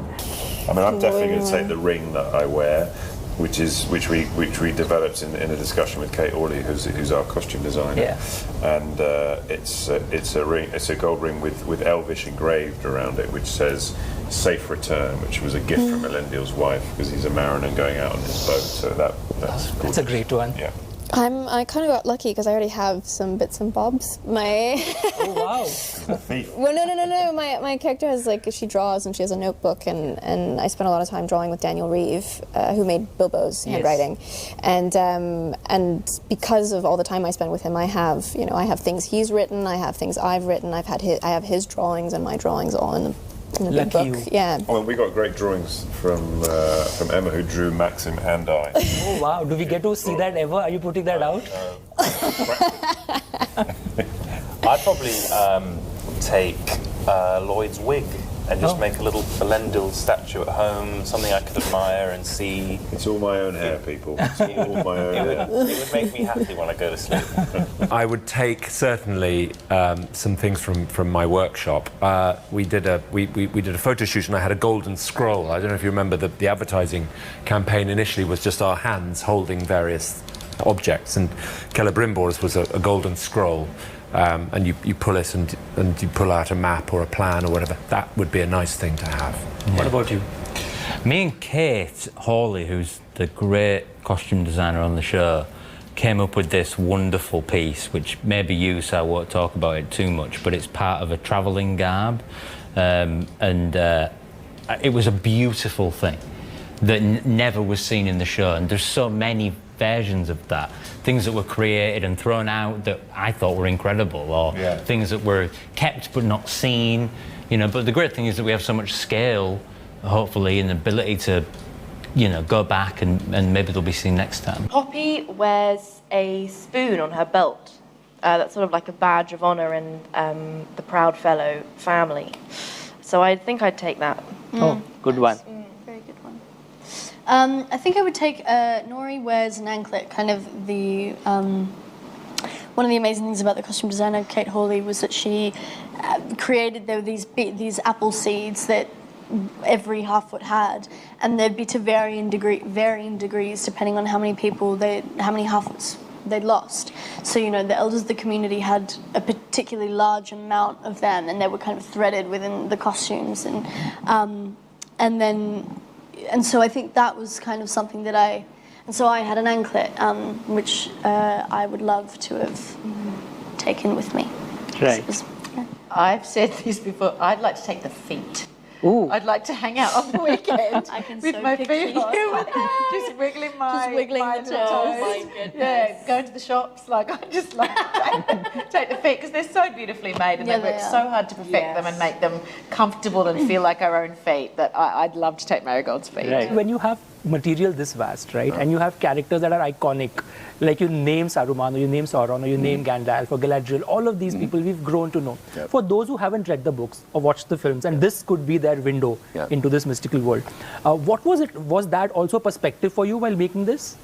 Yes, we were really, it was really important to us that this show could be for a really wide audience. You know, it could be for super fans. So if you can order your coffee in Elvish and, you know, are really far down the rabbit hole, awesome. There will be Easter eggs for you, and there's things in every frame that you can freeze frame, and you can read the, you know, Tengwar script, you know, on the hilt of a sword and see what Elvish poem it's referencing.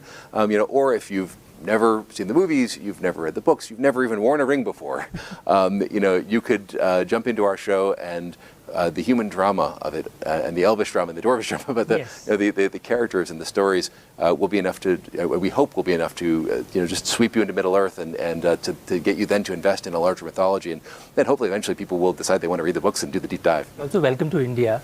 Thank you. The land of folk tales and folklore. I mean, how has it been? Have you got time to do anything, eat anything, explore the country? Just a little bit, yeah. No, I just got here about 36 hours ago, and you know, I went out to the streets and you know, met really interesting people. You know, right away had a, you know, oh wow, someone tied this around my wrist and gave me a blessing, and I was like, wow, that's amazing. And then I also went and got some food and you know, had amazing taste sensations explode into my mouth, which were amazing. And you know, just got to like drive around the city just a little bit, but I'm planning on doing more tomorrow. But you know, I've loved Indian food for years. I enjoyed some Bollywood films and you know, Indian music, and had Indian friends. You know, I actually have an Indian friend here with me right now who came from the States to kind of be with me during the premiere, and you know, so it's so amazing to finally get to put